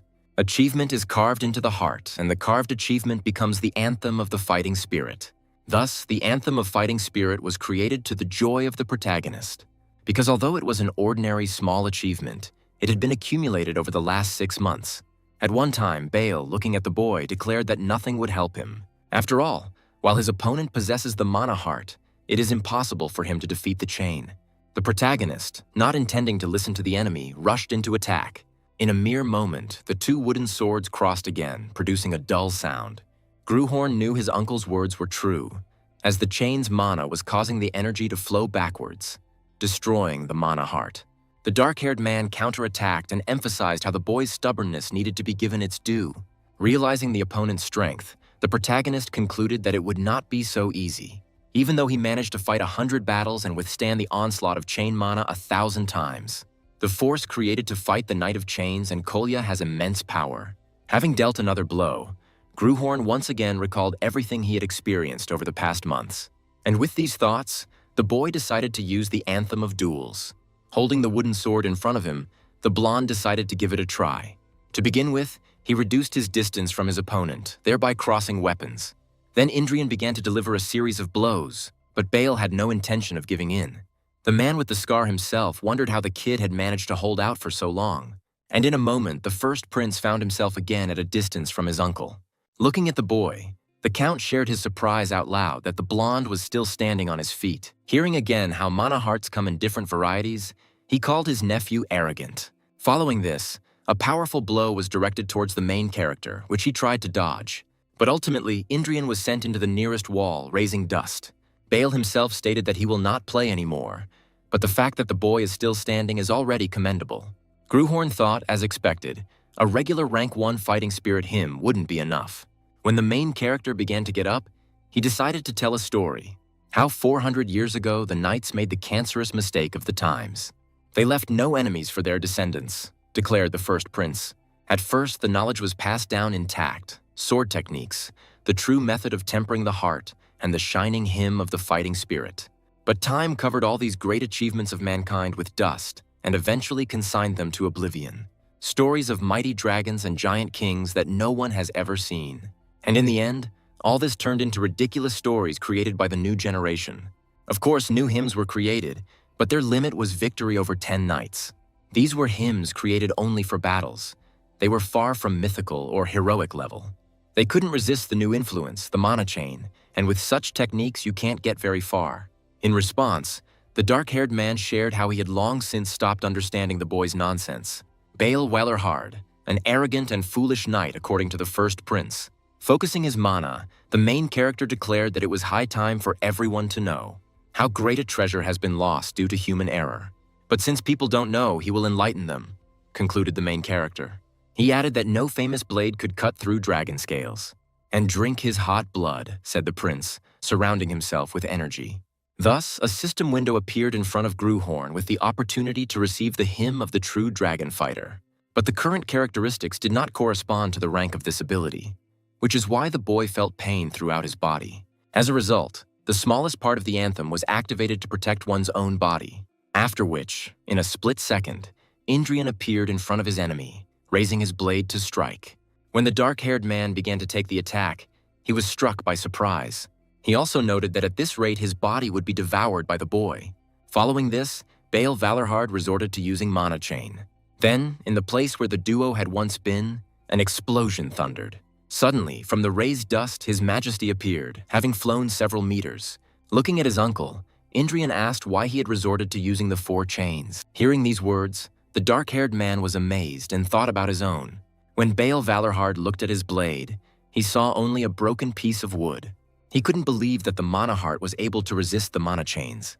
Following this, the protagonist turned to Count Bale opposite, after which the boy declared that the opponent had lost, which he could not believe. Finding himself in his mind, the protagonist saw in front of him his previous blade shell covered in blood.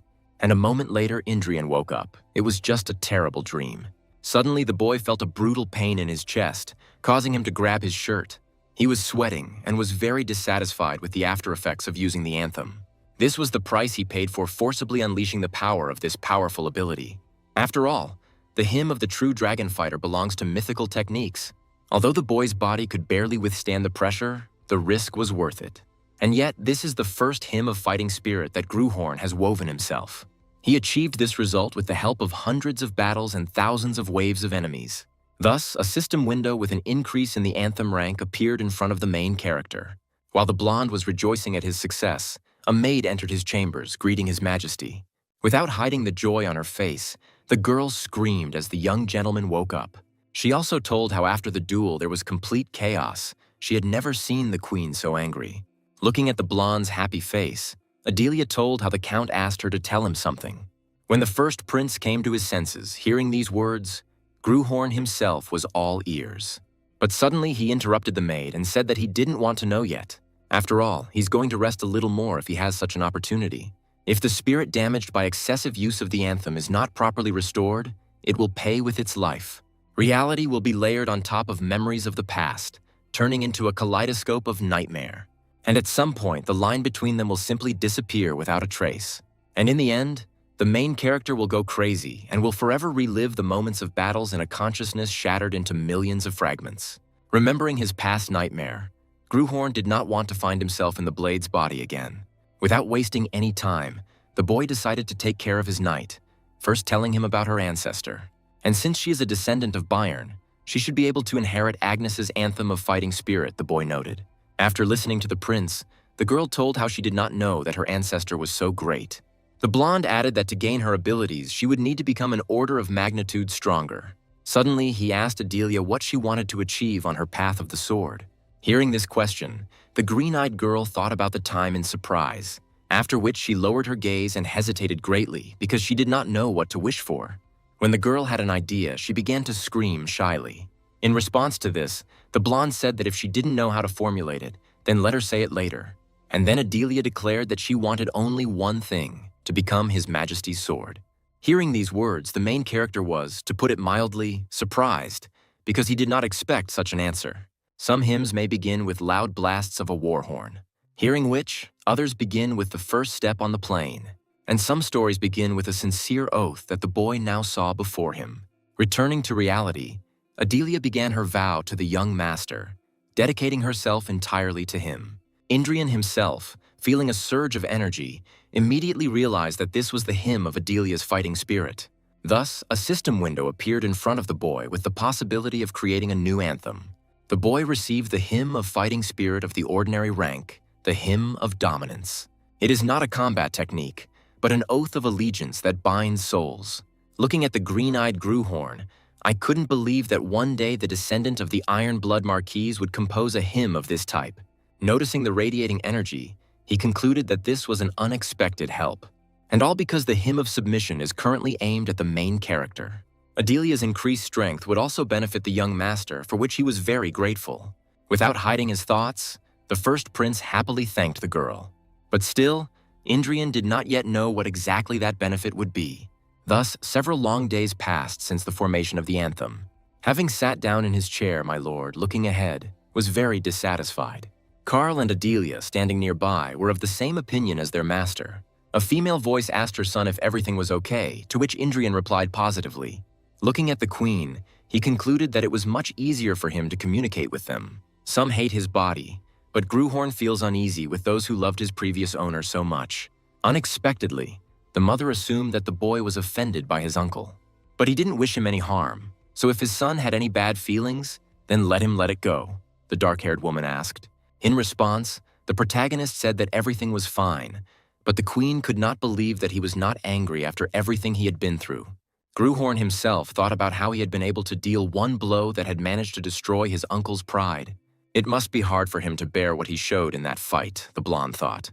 And if anyone is having a hard time, it's Bale Wailerhard, because a wormhole has appeared in his heart. If he has enough strength, he will make a breakthrough, but if not, he will lose even the skill he has now. This means that now everything depends on how the uncle perceives his loss. The queen told how her brother had spent his whole life with the sword and not with people, and that was why he could be so rude. And yet, lately it seemed that the dark-haired one was proud of his nephew, because he personally defended the boy in front of the king. The main character was released from house arrest earlier, only with the help of Bale. But as soon as he lost his vigilance, disaster struck and the count had to endure it hard. Gruhorn himself could not understand why this man would try so hard for him. The next day, a scientist named Niccolo Marchiadel came to see the first prince. Understanding why the bespectacled protagonist was here, he already began to mentally refuse. Then he began to tumble around on the floor and share his opinion about how he didn't want to study.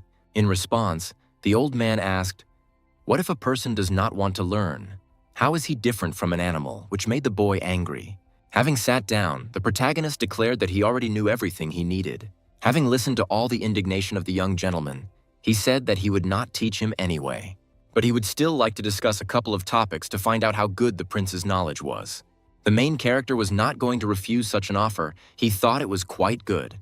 Thus, after some time, Indrian ardently agreed with the opinion of Niccolo Marchiadelli. The blonde believed that if he gave in, the people around him would sit on his neck. Handing over the book, the old man assured his interlocutor that he would like it. It describes the relationship between the ruler and his subjects, considering contracts and transactions between them. Having read it carefully, the boy agreed that the meaning of all the sentences was clear. And after some time, the main character did not notice how evening had come. Having said goodbye to the young gentleman, Niccolo Marchiadel intended to continue the discussion tomorrow. When Gruhorn thought about it, he suddenly realized that this was a lesson. Thinking about the scientist, the main character noted how cunning and smart he was. The bespectacled man himself was thinking about how the rumors circulating about the prince turned out to be untrue.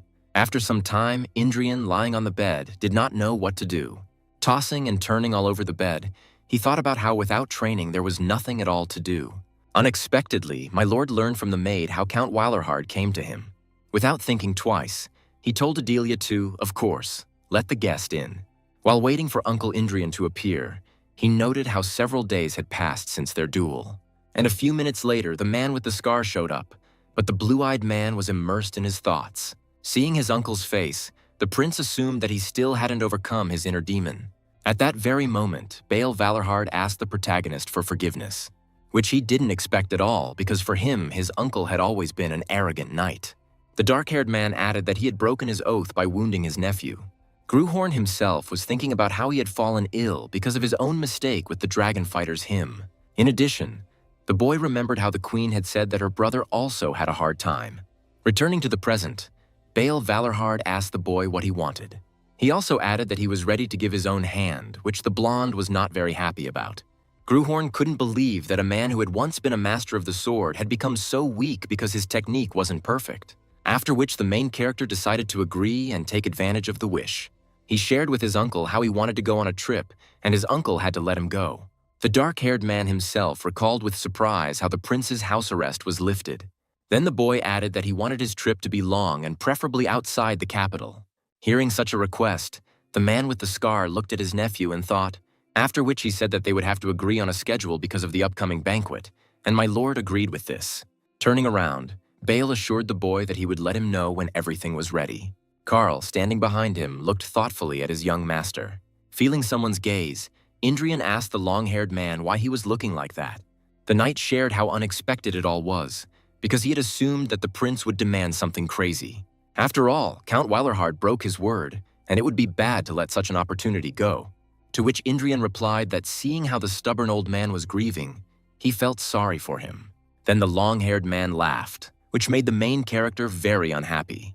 A maid unexpectedly entered and addressed His Majesty, wanting to tell him something. She also told how the letter arrived, which the gentleman had been waiting for a long time. Upon opening it, Gruhorn immediately realized that the sender was his first knight. The beauty told in it how she recently achieved a small success. And it looks like she will soon be able to visit the first prince, concluded Avin Kurgayan.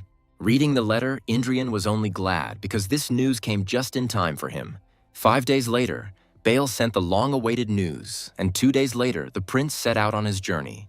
Almost jumping out of the carriage, the boy wanted to know where they were going. In response, the man with the scar told the protagonist to sit still. Realizing that Indrian would not back down, Bael still decided to tell him. Ellen County is the main supplier of weapons to the royal court. There are high-quality mines with high-quality iron ore. Subsequently, it is used by the Blacksmiths Guild for processing. In addition, the dark-haired man said that more than half of the royal arsenal came from Ellen. Thinking about his progress in fencing, Gruhorn wanted to acquire his own blade. One day he just wanted to take a good sword from the royal armory, but the king, threatening the knight, forbade it. Right there in the carriage, the blue-eyed man realized that this was due to a mistake by the previous owner. And given this, in order to get the weapon, the boy needs to look for it outside the palace. Looking at his uncle, the prince noted that although he looked stern, he was actually caring. Thus began the 20-day journey of the protagonist. The journey itself involves a short stop in Ellen County. 3 days' journey from the capital, then a visit to Iron Line Castle, another 2 days' journey away. It was there that Indrian and his entourage intended to rest before returning to the capital. Returning to the main character, he thought with boredom about how he had already been on the road for 3 days.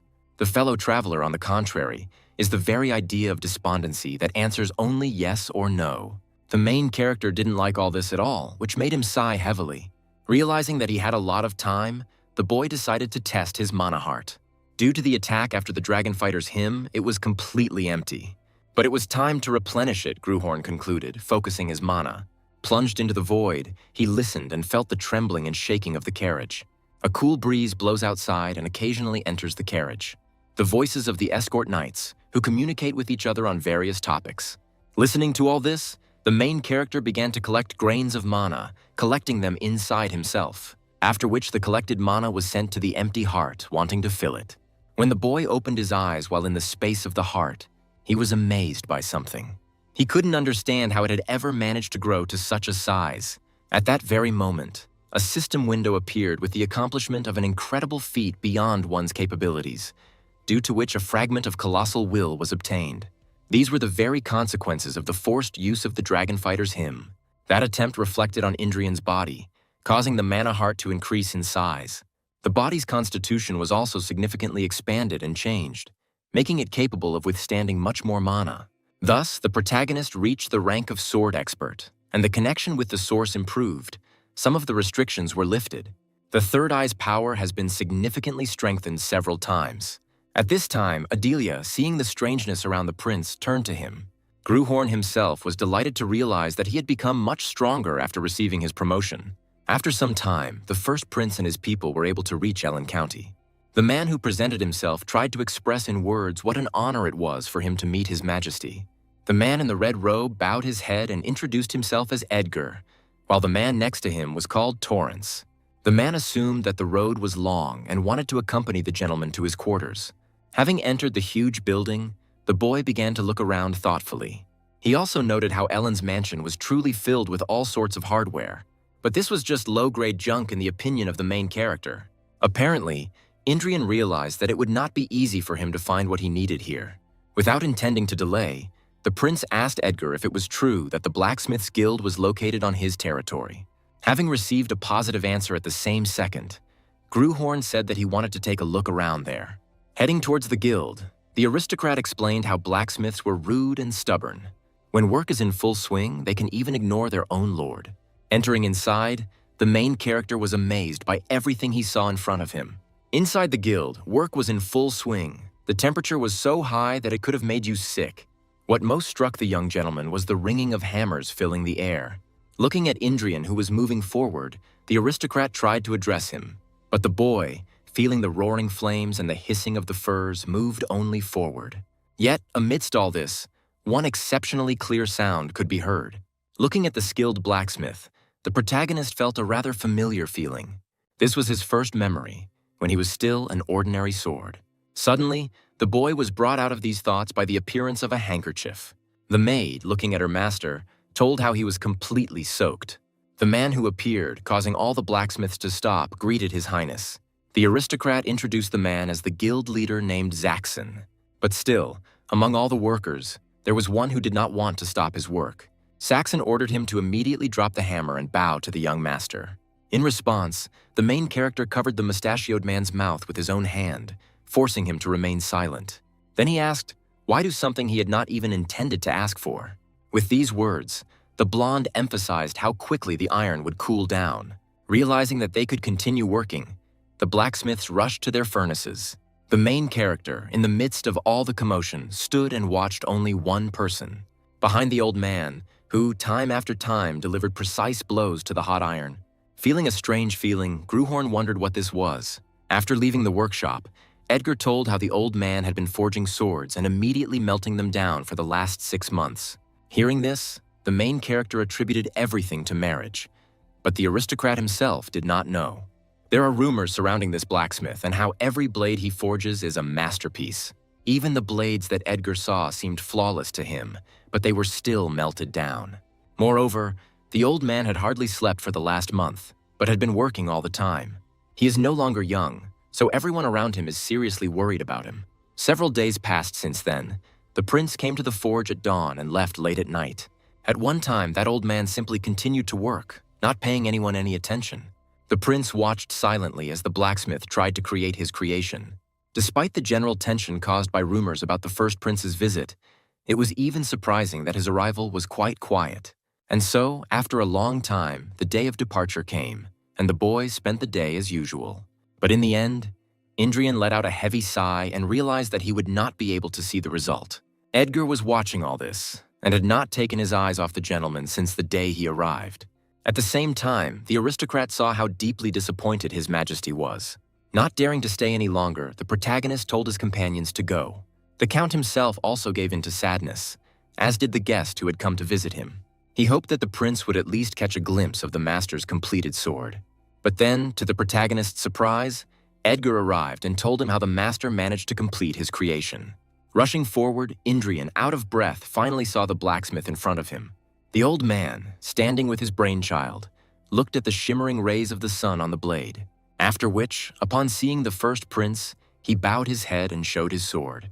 Turning to the man opposite, the blacksmith decided to dedicate his creation to him. Slowly reaching for the magnificent weapon, the protagonist could not hide his emotions. Edgar, who was standing behind, was more amazed by this event than the prince himself. At one time, the old man began to tell how to obtain a first-class creation. First, you need to heat the metal until it becomes like the rising sun and cool it until the steel acquires a crimson hue, like the king's robe. And if everything is done correctly, then a sword will be born, imbued with the spirit of the sun and having a royal stature. Looking at his own reflection on the weapon, Indrian asked the creator if the blade had a name. Then the old man, dripping with sweat, named the sword. It was called Twilight. In response to this, the boy asked the following question: "What exactly is this twilight?" To which the white-haired man said that for him they were pre-sunset, and for His Majesty they were pre-dawn, to which the protagonist noted that for a blacksmith, the old man was a very poetic person. The old man himself, out of breath and looking at the ground, was very happy about something. Following this, he tried to fall from exhaustion, but the boy managed to catch the blacksmith. Trying to lift the man, the blonde ordered to tell his uncle that they would be staying for one night. By nightfall, the main character found himself in a tent with a blacksmith who was feeling unwell. He shared how, at the moment when the prince stood behind him, the sword itself took shape, as if by the will of fate. Blade chose his birthday on his own, and hearing these words, the boy smiled. Suddenly, the main character bowed his head and decided to whisper something to the old man. The white-haired man himself was amazed after hearing this, looking at the boy. Realizing who the person next to him was, the man screamed.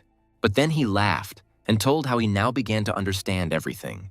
Then the blacksmith turned to His Majesty and asked him to support the sword. Without thinking twice, Indrian placed the heavy blade into his interlocutor's trembling hand. The white-haired man, looking into the void, began to pray to God for this blade. "He became as great as His Majesty," concluded the old blacksmith. In response, the boy, clasping the hand holding the sword, declared that it would be so. After this, the great creator of no less great creations closed his eyes forever. The next day, Count Edgar showed a beautiful box with a sword. He assumed that the gentleman would be uncomfortable fighting with that blacksmith's sword, and the aristocrat just happens to have a magic blade, which he wanted to present to the prince, but in exchange. When Edgar wanted to finish his sentence, the blonde didn't let him, noting the good quality of the weapon. Having laid down the second sword, the protagonist thanked the aristocrat for the gift. After praising Ellen's family's devotion to the royal family, Indrian said goodbye. Edgar himself wanted to exchange the great blacksmith's blade for a magic sword, but it didn't work out. After such a long visit, the boy and his people moved on. Indrian approached the dark-haired man and asked what was bothering him. The boy also noted that he had not seen his uncle in the county at all, to which he said that he had a personal mission from the king. Hearing this, the protagonist now realized that this trip was beneficial to everyone. Bale then explained how he planned to be at the Iron Lion's castle by nightfall. But then Gruhorn shared with the man opposite how he couldn't ride a horse. The man with the scar was, to put it mildly, shocked by this statement. Seeing the surprised expressions on their faces hidden under the helmets, the blonde wondered how he hadn't been trained to do this as a blade. The road to the Iron Lion castle was filled with a variety of interesting events. But even with all the troubles, the main character did not intend to give up. And in the end, the first prince, tired from his eventful journey, still managed to reach the castle. Although they didn't make it in half a day as they had planned, they still got there within a day. Upon arrival, a man named York immediately appeared with knights. Listening to the greeting of the Iron Lions, the boy was amazed at such diligence. But then, among all the knights, the main character noticed his own. Gruhorn walked forward and greeted Arwin. The girl herself, bowing her head with all honors, also greeted the gentleman. The dark-haired girl told how she counted the days waiting for the prince's arrival.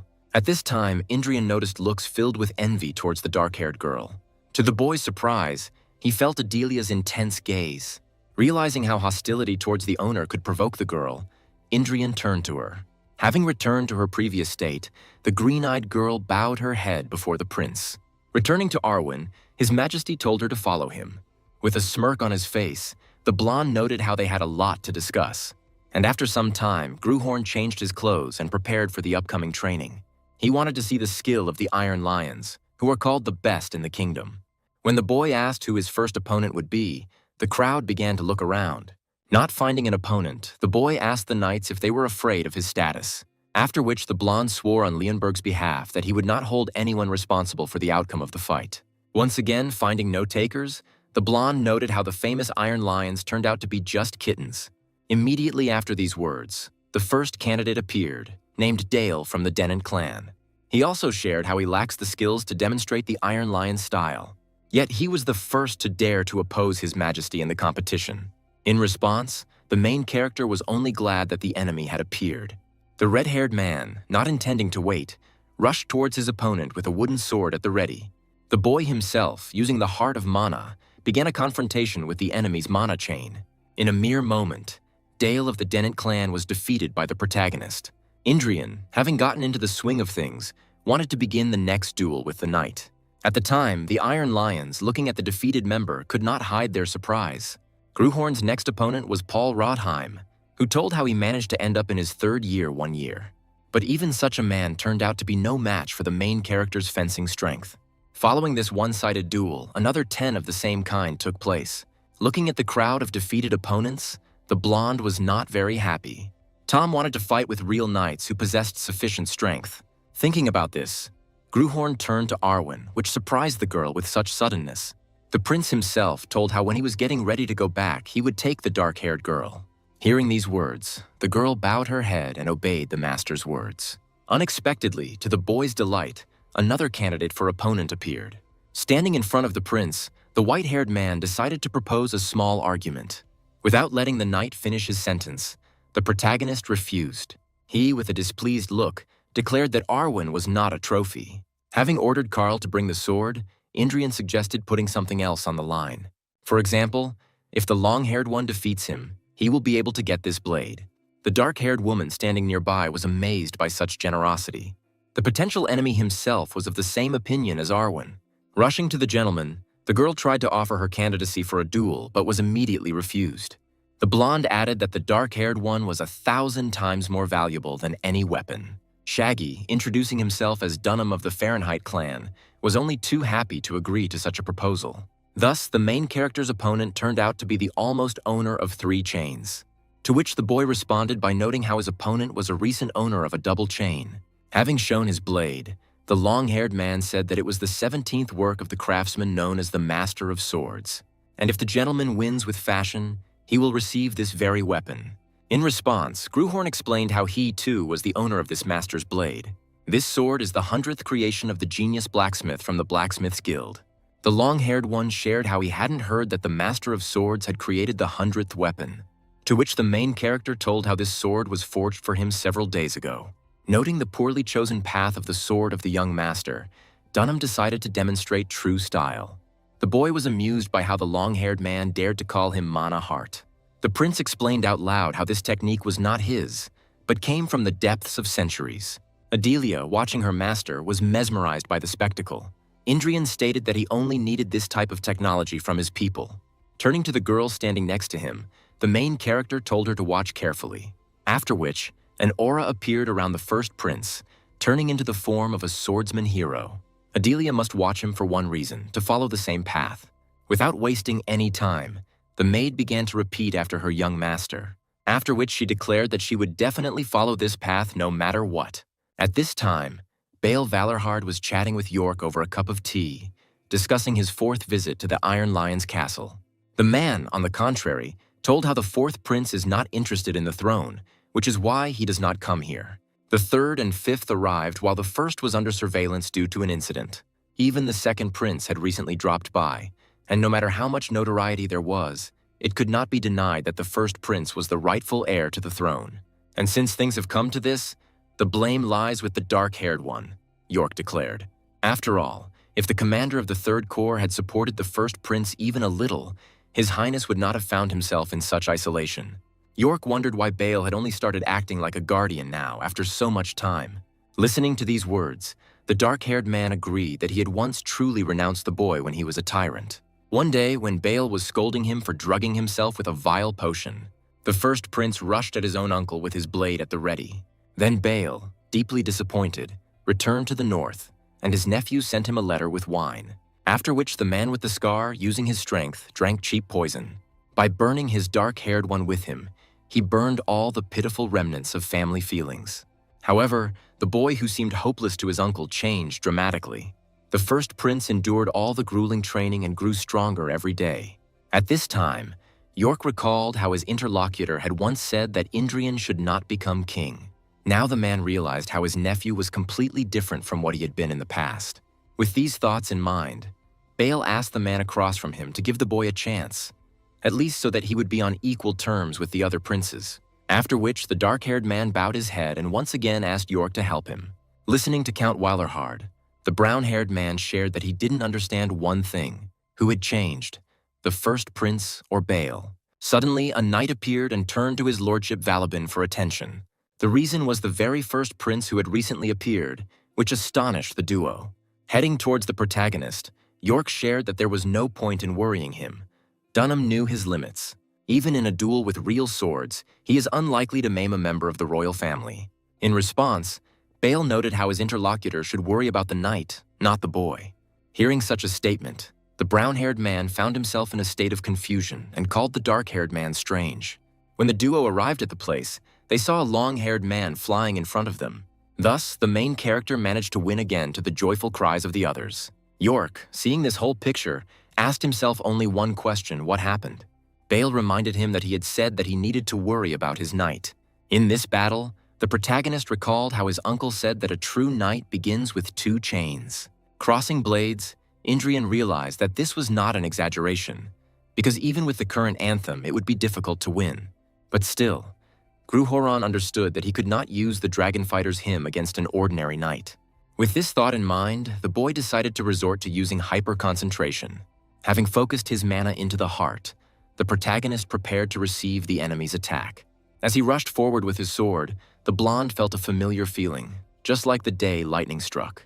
After the boy's lunge, the opponent was sent back several meters.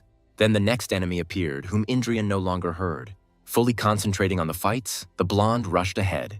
Having not achieved the desired result the first time, Indrian tried again, and thus the main character was able to defeat 3 more opponents. After some time, when evening had already arrived, there were no more volunteers for the duel. The knights standing nearby began to praise the honor of His Majesty the First Prince. The boy himself thought that, having stood against 1,000 waves in 100 battles, he would not falter even before the 9th wave. At the same time, a system window appeared in front of the boy with the appearance of a new stanza in the Anthem of Fighting Spirit. These were a few words: only now he rises, burning the sword.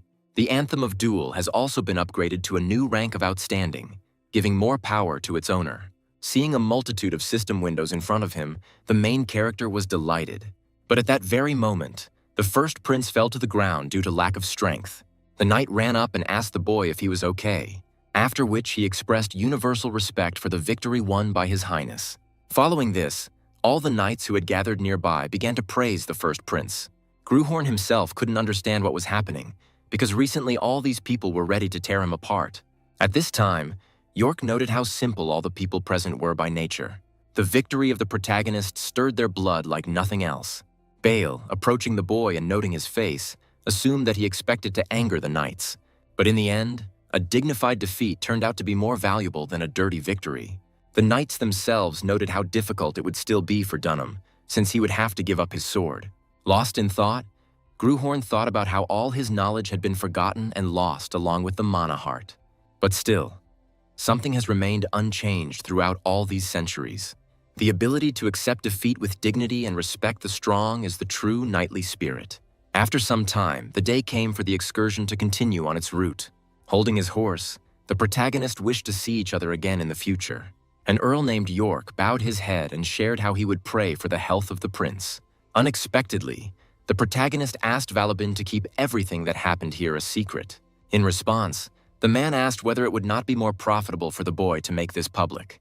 Then Indrian, remembering one person, told how there was someone with whom he wanted to play a little. Towards evening, the first prince's people decided to stop their journey and spend the night in a vacant lot. Carl approached the blonde and said that he wanted to look around for safety. Turning around, Gruhorn saw how Arwin lowered her gaze and thought that she would soon get used to it. With these thoughts, the blonde headed to the tent and decided to rest. Adelia greeted the young gentleman who was standing in front of her. Remembering how he made a knight out of this girl, the boy could not understand why she was behaving like an ordinary servant. Seeing His Highness's dissatisfied face, the girl tried to find out. Laying down on the bed, Indrian responded by telling the girl not to pay attention and go. Looking at the ceiling, the protagonist thought about the fact that the Iron Lions were not what he expected.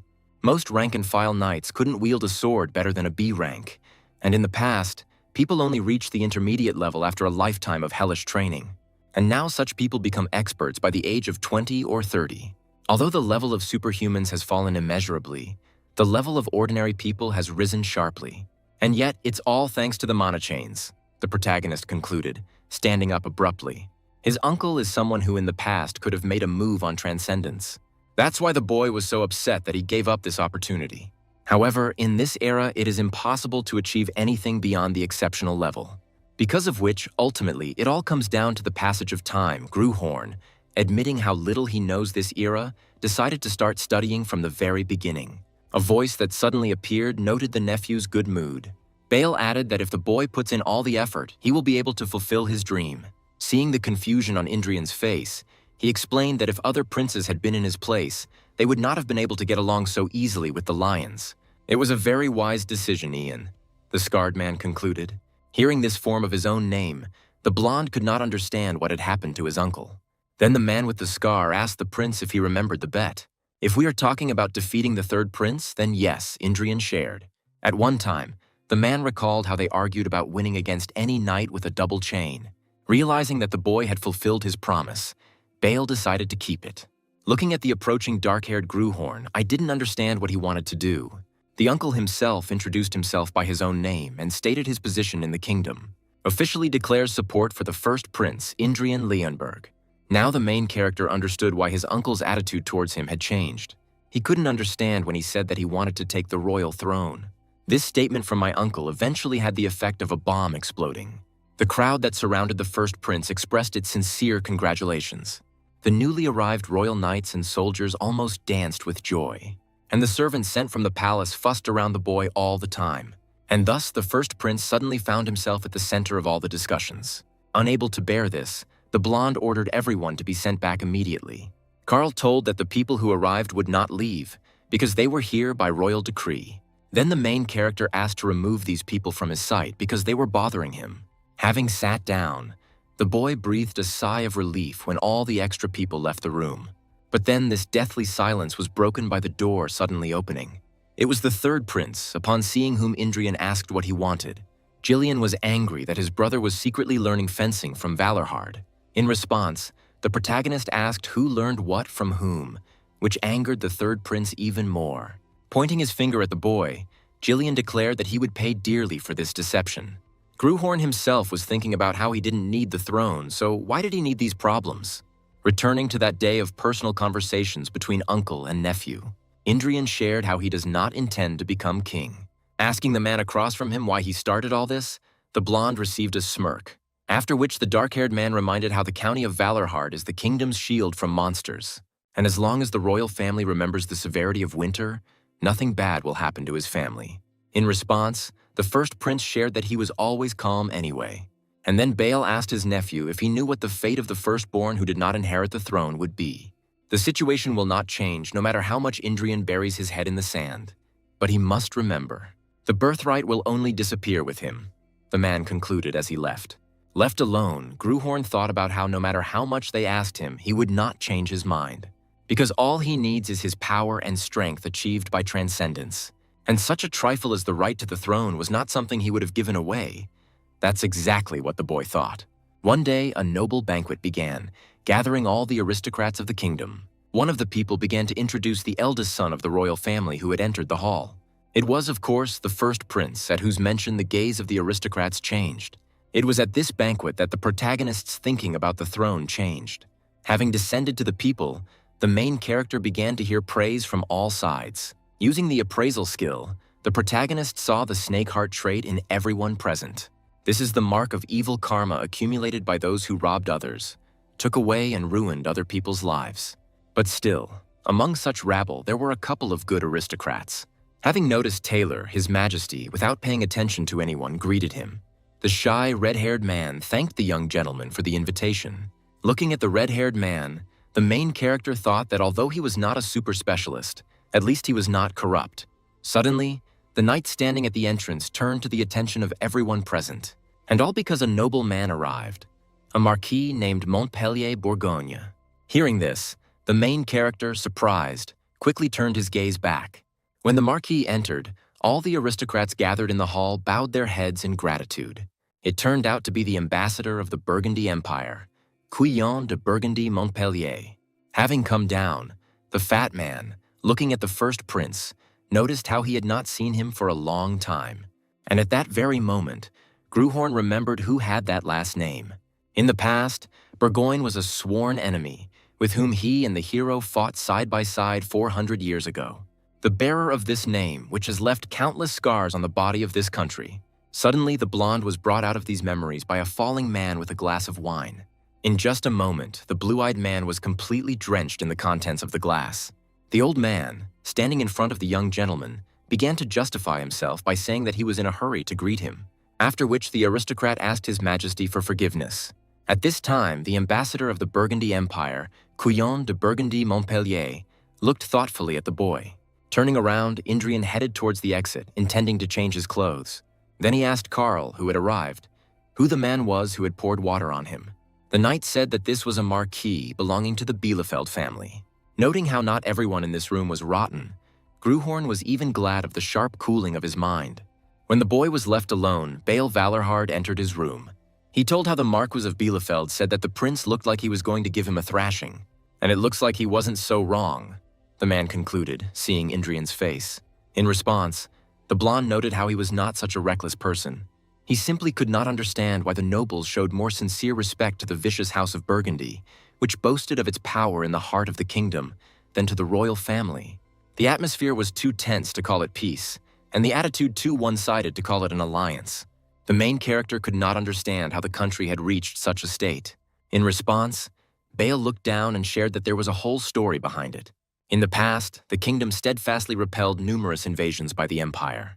However, as time passed, the empire grew and the gap between them widened. In the face of an empire that had become a superpower, the kingdom had no choice but to bend its knees. Then the boy's head was pierced by the thought of why this happened. Despite being a small country on the outskirts of the continent, the kingdom had something that allowed it to stand up to the empire. Since the nation's founding, achievements such as battle anthems have been accumulated flawlessly. And yet, in the end, the kingdom was all lost, Gruhorn realized. With this thought, the protagonist turned to his uncle and told him how he had changed his mind. Not understanding what he was talking about, the dark-haired nephew asked him. In response, Indrian stated that he would try to take the royal throne. Hearing these words, the man with the scar could not hide his surprise. The blonde himself thought how he might regret this decision, but he would still try. After all, in the past, Gruhorn built half of this country with his own hands. On the second day of the banquet, the same aristocrats greeted the first prince and the Count of the North. When His Majesty turned his gaze to the people, they only looked in different directions, afraid of something. Watching this picture, I was amazed that the aristocrats had forgotten about etiquette. In the past, when Gruhorn's friends stood before the people, no one could have guessed that he would become king, because the future king was an ordinary village boy who escaped from the wilderness. Even among those who had been deprived of everything and exiled, he was not particularly honest. And yet the boy came out to meet the people despite everything. Appearing before them, the blonde showed his strength and power. How the main character now appears before the aristocrats who do not believe in him. Using the heart of mana, Indrian began to cover the entire banquet hall with his power. Next, a system window appeared with the activation of the king's anthem. However, due to the severity of this ability, only a quarter was used. Feeling intense pain, the prince noted how tolerable it was compared to the Dragon Slayer's hymn, because this is a hymn of only hero rank, not mythical. However, there is no anthem more suitable for the current situation than this one.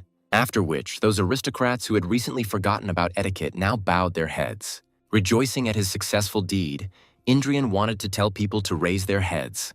But then the main character felt an alien force in the banquet hall. Taking off her hood, the white-haired elf shared her surprise. She couldn't believe that there was still someone left who remembered the forgotten hymns. Gruhorn himself, having examined the girl's face, immediately understood who she was. With this thought, the boy wondered what this crazy woman was doing here. A beautiful creation of God, a benevolent race that would not harm even a bug. Forest gardeners, creatures that live from 300 to 1,000 years, which people call elves. But all these are just pathetic tales. In reality, they are cruel predators who use beauty as bait for their victims. High elves are those who are born with the gift of the hero. They are the most dangerous of all. And a representative of this merciless race is standing right in front of the first prince. The white-haired one was an elder of the elves who lived for at least 1,000 years. The dancing man swordsman, Sigrun.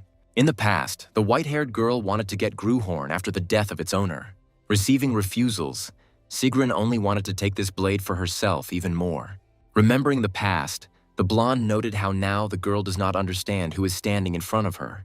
Following these thoughts, the girl asked the prince if they had met before. Denying this, the protagonist shared that he had never met elves before. Sigrun, looking at the blonde man's face, declared that he was lying. She also told how people react in two ways when they first meet an elf. They charm ordinary men with their beauty, as is the case now, and others are those who have a developed sense of smell, which is why they are very wary. As for His Majesty, he still doesn't reach one of the reactions. The blue-eyed man himself responded by saying that he has his own standards of beauty. Hearing these words, the white-haired girl only looked at the man with contempt. Putting on her hood, Sergen decided to say goodbye, sharing the joy of meeting. The main character was only glad that the merciless woman of his past was gone. After some time, the search for a bride for the first prince began. The first candidate turned out to be a child. Seeing the next one, the main character noticed how much she was afraid of him. Another girl looked like she had come to fight against the prince. Thus, the queen and her son let all the candidates through. Unable to bear it, the woman decided to remind him that the bride should be healthy, beautiful, and from an influential family. Suddenly, a servant standing nearby told how a delegation of elves was requesting an audience. The white-haired elf who appeared bowed her head and introduced herself as Sigrun of Viscum. The woman, upon seeing such guests, noted how long it had been since they had visited the kingdom. The girl then asked if the first prince was really looking for a bride. Having received a positive answer, Sergen explained how she was a high elf from a noble family. At this time, Gruhorn was thinking about how he didn't like where this conversation was going. Returning to the white-haired girl, she told about the small age difference with the prince. Beaming in public, Sergen began to praise her race in the role of an ideal wife. Having been treated by Indrian himself, she shared how she felt when she saw him. She felt that they were destined to be together, which made the boy wary. And all because elves do not lie about their own fate when they talk about it. The queen was amazed by such confidence on the part of the white-haired girl. The people nearby also began to whisper about how seriously the elves took their fate. Then the main character unexpectedly grabbed Sigrun by the hand. Seeing the happy girl behind him, the boy decided to step away for a few words with her. The aristocrats who observed this scene were surprised by the debauchery in broad daylight. Thus the two were left alone, locked in the nearest room. When the boy asked, the elf said that she had come here to strengthen ties with the kingdom. But after this, Indrian, calling the white-haired woman an elf elder, asked again why she had arrived.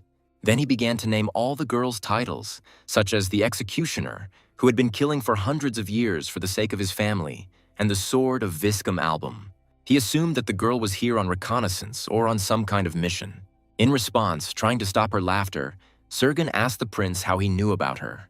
It was then that the main character realized that the girl was a monster, whose strength he could not even estimate. And since the blonde sensed fate, it means there is immeasurable strength there, and she sees the past burned into Gruhorn's soul. The girl, noting the prince's knowledge, said that it would be stupid to remain silent in her presence, to which the main character replied that he understood everything perfectly. "It's as stupid as chatting with a girl," said the first prince, after which the blonde asked the girl to stop recklessly interfering in his fate. The main character himself mentally understood how Sergen was a little interesting, but if he does nothing, he will see his heart on the floor, which means he needs to increase his interest. Having dispelled her brutal aura, the girl, becoming very interested, asked the boy who he was. She called the blonde a genius, hated by his father, but still wanted to know more.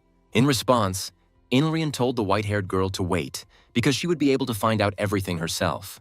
Feeling a strange feeling, the elf shared how she no longer understood why she was sent here to carry out a mission. But at the same moment, looking at the prince, Sigrun concluded that it was for his sake. Feeling her gaze on him, the fair-haired Gruhorn noted that she gave him goosebumps every time, and after some time, the couple returned to the room holding hands. Appearing before his mother, the first prince told her how he had news for her. Forcing a smile, Indrian announced that he and Sigrunia were getting engaged. He himself could not believe that the day would come when he would call the name of that elf with such tenderness. The boy does all this for one reason only, to maintain interest in himself. The main character then turned to his mother and shared how he wanted to take a break to think about the future. In response, the queen called her son's words reasonable while he was thinking about it, about how Sergen will wait until he is finally ready for marriage. The main character will have to become stronger in order to escape and save himself from the elf. After some time, somewhere in the middle of the third prince's room, a cup was broken. Jillian couldn't contain his anger when he thought about his brother Indrian. After all, not long ago, Uncle suddenly announced that he supported the first prince and then obtained the main flower of the Iron Lions. And now he managed to get his hands on the elf, at the sight of whom Jillian was very envious. With these thoughts, the third prince remembered the approaching duel.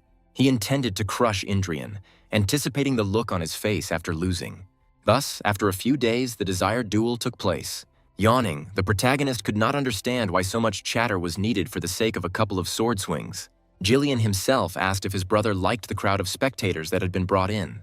In response, the blonde shared how he noticed one thing. The kid talks too much. Angered by these words, the third prince wished for his opponent's quick defeat. And at that very moment, Jillian seemed to have broken free from his chain and headed towards his opponent. The boy told how he initially wanted to play with his opponent. "But lately there's so much to do that there's no time to waste," Gruhorn said, delivering one precise blow. The spectators gathered nearby were amazed at how quickly the fight ended. The knight was also, to put it mildly, surprised by the swift strength of the protagonist. Thus the duel between the first and third prince ended in Indrian's favor. The knight who was awarded the role of chief judge announced the rightful winner. The assembled crowd only now began to realize that the blonde had won. Having gone about his business, the protagonist was displeased that the nobles had come running to watch a children's fight. At this time, the audience began to discuss Jillian, who showed promise as a knight. When the third prince woke up, the first thing he did was insult the main character. Following this, he ordered the maids to prepare his equipment. He intended to take revenge. A voice suddenly appeared and addressed His Highness, trying to tell him something. Namely, that the first prince left the capital with Count Wallerhard immediately after the duel. There was a rumor going around among people about how the boy headed to the north, where the Valorhards live. Watching his nephew, Bale noted how well he had become able to sit in the saddle. Following this, the man with the scar asked the prince why he was in such a hurry, since the banquet had just ended. In response to this, the main character stated that there was no place for him in the capital. He had no intention of pitifully clinging to those who did not recognize the master of their country, currying favor with the imperialists. Then the blonde asked if soldiers weren't more suitable for him than nobles. Because if you endure all kinds of hardships with someone, attachment will appear where there was none. Bale himself shared how he can't shake the feeling that the prince is acting too recklessly. The main character thought that if he hesitated, he would really have to marry Sergun. And in the past, everyone she was interested in ended badly, which means he needs to gain strength. Not being in the peaceful capital, he intended to hone his techniques, to accelerate one's own growth in spite of everything that lies ahead, desiring to achieve freedom. And for all this, the first prince decided to move to a place where people are tested for strength, the place where the most formidable battle hymns, possessing enormous power, were born. This place was the most ordinary battlefield, taking lives. Pointing to the valleys, Bale explained that they were called the Blade Mountains, the border that his family protected. Then the dark-haired man noticed the main character's trembling and invited him to get into the carriage, to which the boy replied that this way he would get used to the biting cold faster. Suddenly, the familiar voice of the teacher was heard from the carriage, identifying himself as a problem. But he still decided to take advantage of the chance to see the north and write his book. Returning to the main character, he noticed his knight walking next to him. It was Arwin, whose face showed the weight of the journey she had taken. Then Indrian, emphasizing his ally's red cheeks, asked if he was okay. The girl responded by saying that she was fine, and that as a knight she was not supposed to seek her own comfort. Hearing this answer, the protagonist thought how good it was to have at least someone full of enthusiasm. But on the other hand, there were sour faces because they were dragged here by order. If Carl were here, it would have been better. Returning to the past, the royal voice reminded how the knights of the royal order are not the prince's personal servants. In addition, the king doubted that Indrian had truly accepted them as knights. And in the end, the grandfather on the throne was too greedy to let Carl go with the main character. Noting the king's excessive attitude, Gruhorn recalled the unknown atrocities of the body's previous owner. By this time, a snowstorm had begun, and at the sight of it, Bale suggested speeding up. After all, if they don't hurry, we'll get stuck in the snow that's piled up under our feet. Yet, the snowfall turned into a blizzard in an instant, and a heavy march began when even the voice of the person walking next to you could not be heard. Using the chain, the dark-haired man ordered them to leave the carriages and go on foot. The main character himself was amazed at how his uncle used mana. Without wasting any time, the blonde turned to Adelia, who was sitting inside the carriage. Embarrassed, the girl took the prince's hand and thanked him for his help. Adelia ran up and asked the young gentleman if he was okay. At this time, the knights nearby were amazed by the worsening conditions of the route. Seeing this picture, the main character immediately ordered the dark-haired girl to look after Adelia. The boy who arrived in time called the knights fools and ordered them to drop their shields. After all, with such an armored door, they will get tired after 100 meters. With these words, Indrian ordered to throw away everything unnecessary except the swords. The Knights of Valorhard walking nearby were amazed that the prince had experience in crossing mountainous terrain. Continuing on our way, every step in the snowstorm was incredibly difficult. The main character and his allies were already very tired, but they did not give up. Suddenly, the main character noticed something behind his back. Running up to the knights, the first prince began to push them, ordering them to move forward. Indrian himself, to the surprise of those present, took upon himself the knight who had fallen without strength. Noticing how his people had stopped again, the boy decided to remind them what to do. And fortunately, the blizzard couldn't last forever, which everyone was only glad about. After some time, the exhausted knight whom the prince was carrying found himself on the ground. By this time, the sky had cleared up, as if there had never been a storm. At this time, Bale Valorhard headed towards the huge gates of the castle. Turning to the prince, he greeted his majesty as the commander of the 3rd Legion of the kingdom, at the sight of which, an unprecedented admiration appeared on the face of the main character. Then the dark-haired man added, looking at Indrian, "Welcome, nephew. Winter Castle, a fortress on the kingdom's northernmost border, a citadel built to keep monsters at bay. The royal knights spoke of this place as a darkness to which only a fool would return. At one time, the nobles argue about the political weight of the Winter Castle in the kingdom. But for those who were born and raised in this place, everything looks different. Defending this fortress is a great pride and duty to the Valorhard family." Turning to Vincent, the uncle told him that he was resuming his duties as commander. The young man then shared how glad he was that his father had returned safe and sound. A voice suddenly appeared and addressed Bale, noting that he did not know that he had a son. Noticing the dark-haired Indrian's face, he noted how similar he was to his father in his gloominess. Then the man with the scar introduced his majesty to his own son. The young man bowed and introduced himself as Vincent from the House of Valorhard. The main character himself also shared with the person opposite how happy he was. At one time, the dark-haired man thought that the Winter Castle was only for true warriors. This is no place for a scoundrel expelled from the capital for drunkenness and debauchery. Looking at the first prince, Vincent wondered why his father had brought him. With this thought, the young man turned to Bale and asked what was going on. He decided to remind them how he became the patron of the first prince, which is why Indrian will remain with them for now. Hearing such sudden news, he noted how his father had previously disowned his nephew. Fixing his gaze on the protagonist, the man stated that people can change. The dark-haired man turned to his son and decided to ask him for one thing. so that Vincent could look at the first prince without any prejudice. After some time, finding himself inside the castle, Bale inquired about clearing out the monster tribes. The young man said that they had already taken up the matter, but with the arrival of his father, they planned to take it more seriously. At this time, the main character was eating and eavesdropping on the Valorhard's conversations. The main problem for the Winter Castle at the moment were the orcs. A group of less than 20 heads settled at the foot of the mountain, and arrows alone would not be enough to deal with such a crowd. Therefore, a selection of knights is now underway for the garrison against monsters. Unexpectedly, the main character joined the conversation, reaching for the figurine. The first prince declared to all present that he would deal with the orcs himself.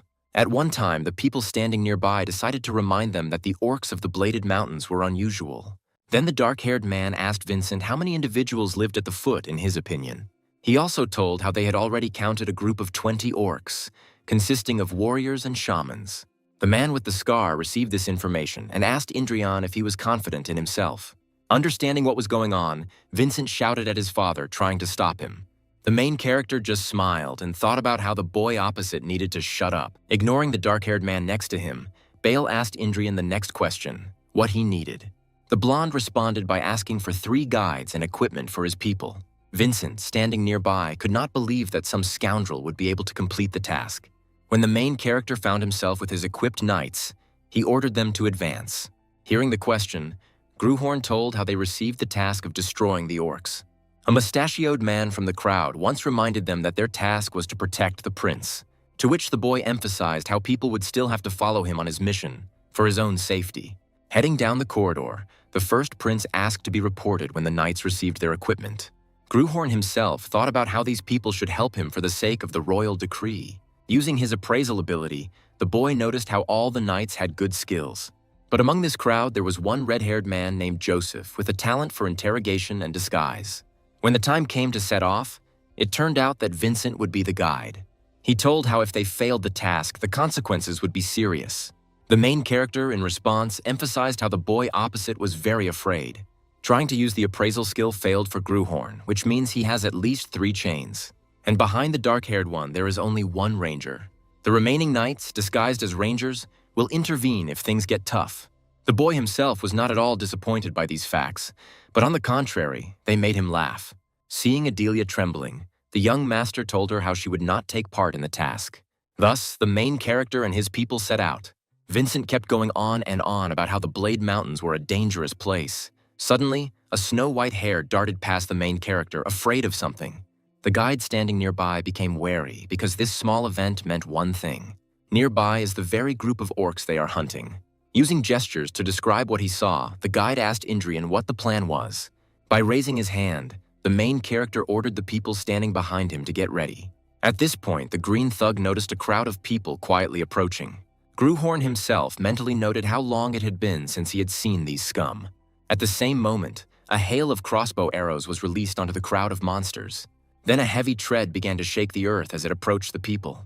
Hearing the roar filled with killing intent, the boy rushed to attack. With just one precise swing, one of the orcs was defeated. The sticky smell of blood began to dissipate in the cold air, making Gruhorn very bored. Looking at his opponents, the boy noted how long he had longed to feel the air of the battlefield. Seeing how the young gentleman was about to rush forward, she shouted at him not to make mistakes. In response, the first prince ordered his people not to interfere. After all, if you stumble, the merciless battlefield will draw you in and not let you go back.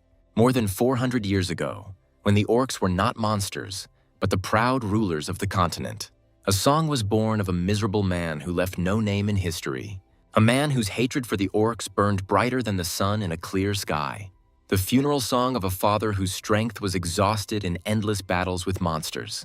It was the fleeting song of an extraordinary avenger of the entire orc race. At that moment, a system window appeared in front of the main character with the activation of the Poem of Revenge. Back in time, a small bag filled with gold was thrown onto the table. The man told his red-haired acquaintance how he would not have to fight in the Winter Castle. In addition, he was sure that the first prince would probably lock himself within 4 walls. It's not this scoundrel that's important, but Valorhard, the red-haired one, was supposed to monitor everything that was happening in the castle and report. Then the same man asked the person opposite if he could handle the task. In response, the red-haired man asked the Count of the royal court not to worry about the execution. Now he remembered his own words when faced with danger. A menacing orc appeared before the knights with the intention of beating the humans with his club. Standing behind, Arwin ordered the front row to hold formation and move forward. The next moment, right in front of the red-haired man, the allies' shield was bent. Watching this picture, he wondered what he should do. But we didn't have to wait long because the dark-haired girl ordered an attack. To the knight's surprise, his weapon seemed to have been caught by someone. It was an orc who wasn't very happy about the damage he received to his arm. While the red-haired man was thinking about how to survive, a flash appeared behind him. It was Arwin, and in an instant the girl managed to get to the monster and take its life. Standing before the redhead, she reminded him that on the battlefield he must not let go of his own weapon. In response, the frightened knight accepted his mistake and thanked his savior. Remembering the location, people put on the ready in front of a crowd of orcs. Holding the blade in front of her, the dark-haired woman ordered the knights to attack. She herself thought how they couldn't retreat in front of such a large number of opponents. Arwin was immediately brought out of these thoughts by the unexpected appearance of a blood-colored aura. A moment later, a bloody blade appeared from the chest of a huge orc. The owner of this sword was the main character, immersed in the battle with all his mind. Having finished with one monster, energy began to ooze from the blonde's body. Seeing the boy worried about the state of his majesty, the people called out to him. But Indrian didn't even hear these words, but only rushed further forward. At this time, memories from the past began to appear in Gruhorn's head. He came to the conclusion that no matter how much he killed, it was still not enough for him. The hero from the past desired the enemy's blood even more, which is why he wandered through the wastelands where the orcs ruled. At the sight of the approaching club, the warrior jumped up and raised his blade to strike. And in a miserable moment, the formidable enemy was defeated with one precise blow. Fighting non-stop, the mana in the hero's heart has long since dried up due to bloodthirsty use. But the warrior did not stop, his body radiating blood-colored energy. With each battle, he became more and more powerful, going beyond his own limits. But in the end, human old age proved stronger than the will of this warrior. Because of this, the once strong hero began to become weaker with each battle. Only the demonic blade in his hand could keep his body alive. Burning up the remnants of his strength, the swordsman wanted to achieve one thing. His desire was revenge. He wanted to kill all the monsters in his path. It was a requiem for his beloved wife and little daughter, whose lives were taken by monsters. This man's entire life was dedicated to murder, leaving a bloody trail of monsters behind him. And yet, after some time, the warrior managed to meet his sworn enemy. But the man who had seen many battles by this time had turned into a walking dead man. When the white-haired man appeared before the monster, the latter immediately rushed to attack. In a few moments, the hero managed to find himself at the level of the monster's head. Suddenly, the hand of a huge orc appeared and turned out to be faster than the actions of a man. The monster, not sparing its enemy, pressed him into the ground with all its weight. And in the end, no desired miracle happened. The white-haired warrior who had won many battles against the orcs was defeated. However, this man did not give up until the very end of his life, which had absorbed a lot of blood. It was then that a story was born that no one was ever able to hear. This was a legend that did not penetrate into the world of people, but there was still one person who knew about it. It was the main character, who only by this time had come to his senses from his own memories. When the first prince woke up, the entire surrounding area was covered with the bodies of defeated orcs. On the other side of the battle, Indrian's people were still trying to fight off the monsters. The main character, realizing his old memories, began to understand. The power that the main character used was the unfinished hymn of vengeance. And then Gruhorn decided to finish it, rushing to exterminate the orcs. Cutting his way through, Indrian met an orc in front of him whose belly was pierced through. At the same time, a system window appeared with the addition of a new stanza in the hymn of vengeance. A mountain of green corpses grows upward, and beneath it a scarlet lake spreads. And standing before him, he honors their souls, concluded the protagonist, reading a new stanza. Thus, the hymn of vengeance was recreated as the hymn of requiem. At this time, after the end of the battle, Indrian noticed how the dark-haired man raised the banner.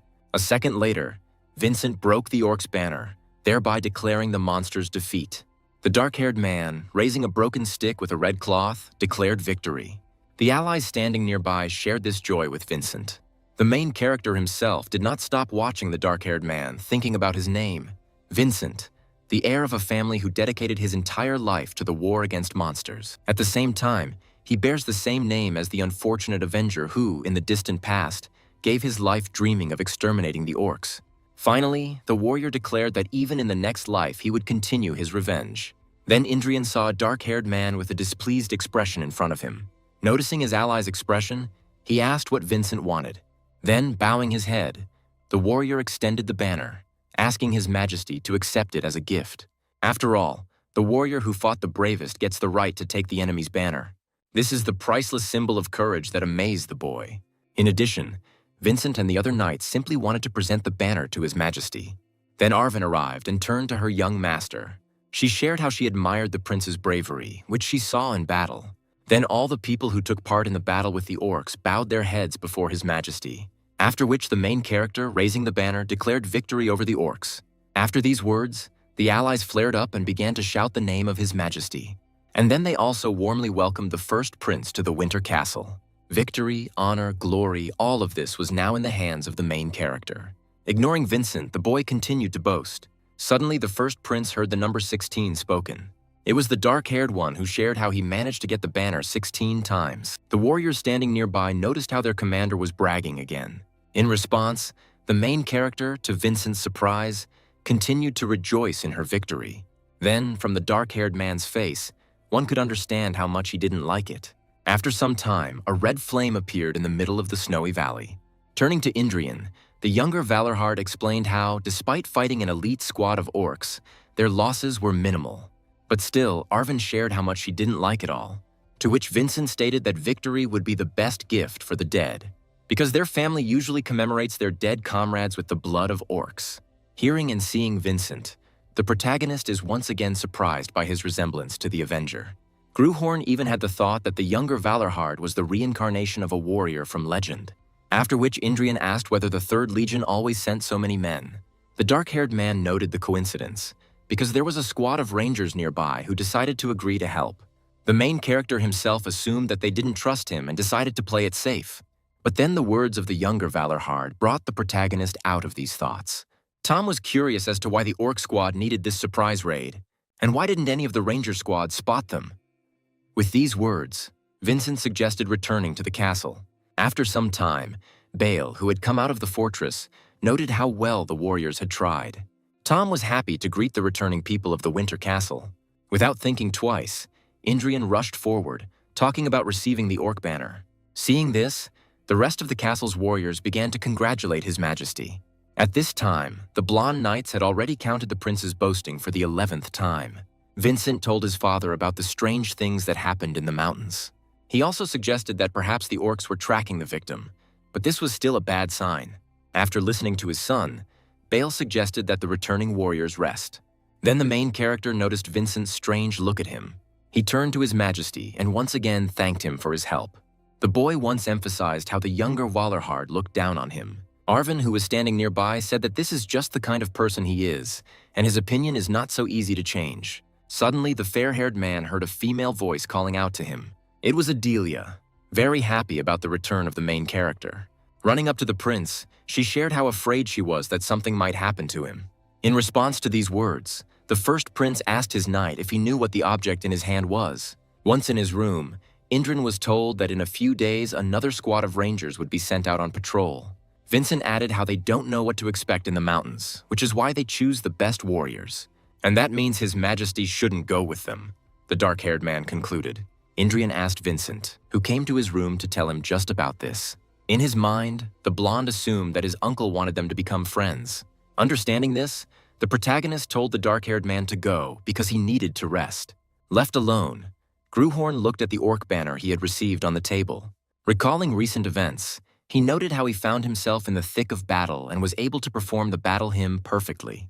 The boy understood how he would go through the same thing over and over again. Yet none of the battle hymns were actually created by Gruhorn. But even with so much knowledge, he emphasized how the time had come to create a personal one. It is then that the hymn of desired vengeance will turn into a funeral hymn. A sudden sound behind the blonde man brought him out of his thoughts. Surprised by such suddenness, the main character quickly turned his head. There he saw a bird on the windowsill beating its beak against the glass. At that very moment, the blue-eyed man realized that this was no ordinary bird. And then the creature in white plumage began to scream furiously, looking at Indrian.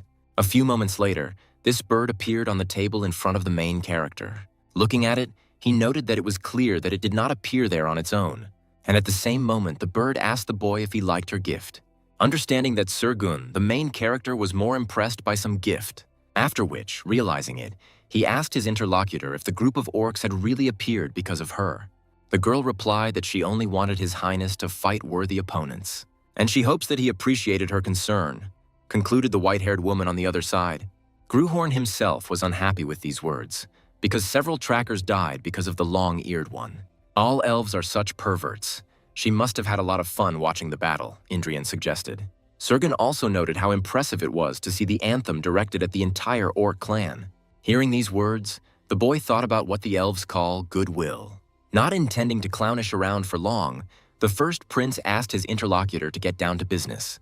Sigrun said that she would wait impatiently for the day when His Majesty would open his heart. Once on the boy's shoulder, the bird told him how deep in the mountains there was something the prince needed. There slumbers a very ancient creature, and if you use its story as text, you'll get an excellent hymn. Hearing this, the protagonist began to think about getting a new anthem. Sergun shared that unfortunately the bird has little time left, and when the girl said goodbye, the skinny carcass of the bird exploded right on Indrian's shoulder. Finding himself near the blood, the fair-haired man noted how the long-eared one decided to annoy him as much as possible. Finding himself in deep thought, the protagonist understood perfectly well what Sergun wanted from him. After all, the elves are able to hear and repeat the hymns, but they will never become their true voice, those who embody the meaning. They weave other people's hymns into their melodies and sing in the dance of swords, and most likely Sergun needs a new hymn for the boy. But even realizing all this, the first prince decided to play along this time. The next day, on the walls of the fortress, the warriors discussed the depths of the mountains. Vincent shared how no one had ever returned from the very depths of the snowy distance. When the blonde asked if this was true, the dark-haired man added that people returned only in parts, and their task is to contain the monsters descending from the mountains, not to explore them. In the past, because of the knights who scoured the world to achieve transcendence, there are almost no unexplored places or secrets left in the world, but here there is a kind of forbidden zone. Thinking about this, Gruhorn came to the conclusion that coming here had been a good decision in many ways. Suddenly, the dark-haired man standing nearby decided to say something to the prince just in case. It was he who asked the blonde not to think about going deep into the mountains. In response, the main character agreed, asking the younger Valorhard to calm down. The first prince himself thought that everything would be fine with him. As the boy wiped his blade, he wondered what was inside these mountains. He wanted more and more to rush there right now, but he understood that the time had not yet come, because he needs more victories and more experience, and in the castle all this can be achieved. At that very moment, to the surprise of everyone present, the man on the wall blew his horn. Having dug in, the warriors began to prepare for the upcoming battle in the fortress. Finding himself on the castle wall, the protagonist saw people preparing under the command of Baal. Without wasting any time, the protagonist asked his uncle what was going on. The dark-haired man responded by telling his nephew to look at the snowy mountains. When the first prince looked there, he saw several people shouting about danger.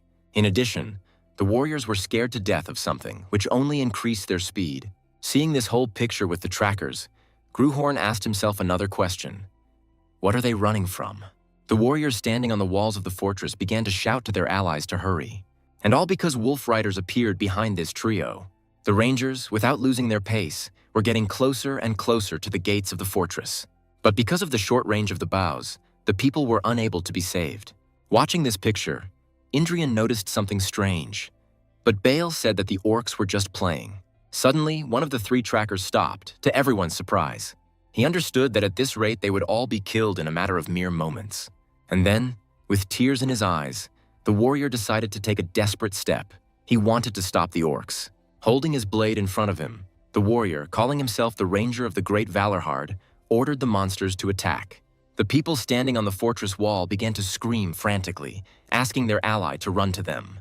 But in the end, in a mere moment, this tracker was caught by the wolf. Seeing how their captain was seriously wounded, the warriors decided to rush to help. And a moment later, under the pressure of the monster's heavy paw, the second ranger was also defeated. And on the other side, a huge orc axe was thrown at the third warrior. Seeing this whole picture, the dark-haired man allowed the soldiers who were not part of the guard to go down. from which fear began to appear on the warriors' faces due to what they saw as the instant killing of the 3 rangers. Bale told his nephew, thirsty for answers, that if he had sent an army, they would have been eaten just as quickly. Common sense doesn't work in monster fights, concluded Bale Wallerhard. Vincent joined in, adding that the monsters don't care about the damage done to their allies. They're only interested in carnage. And because winter has only just begun, they cannot act rashly. After which, one of the warriors noticed that the horsemen were approaching again. At one time, the orcs, along with their wolves, grabbed the bodies of the rangers. Taking up the telescope, the man was amazed and delighted by what he saw. He saw that his ally was still moving, which meant that he was alive. Noting the strangeness in the monster's characters, Bale suggested that this winter would be unusual. The main character himself realized how the elf had a hand in this event. And then, among the wolf riders, an orc with a distinctive appearance appeared, at the sight of which, Gruhorn immediately felt the radiating aura of this monster. The next moment, the orc with the banner began to make strange sounds, hearing which, Vincent assumed that he was going to carry out an execution or something similar. Putting his hand on the dark-haired Indrian's shoulder, he explained that this was not so. Coming closer to the edge of the walls, the first prince added that the monsters were not trying to carry out an execution. They challenged people to a duel, the protagonist declared in front of the Valorhards. Indrian himself began to realize what kind of dormant creature Sergen was talking about. This huge orc wanted to fight the humans for honor and courage. He wanted to restore the good name of his legion for the great orc king.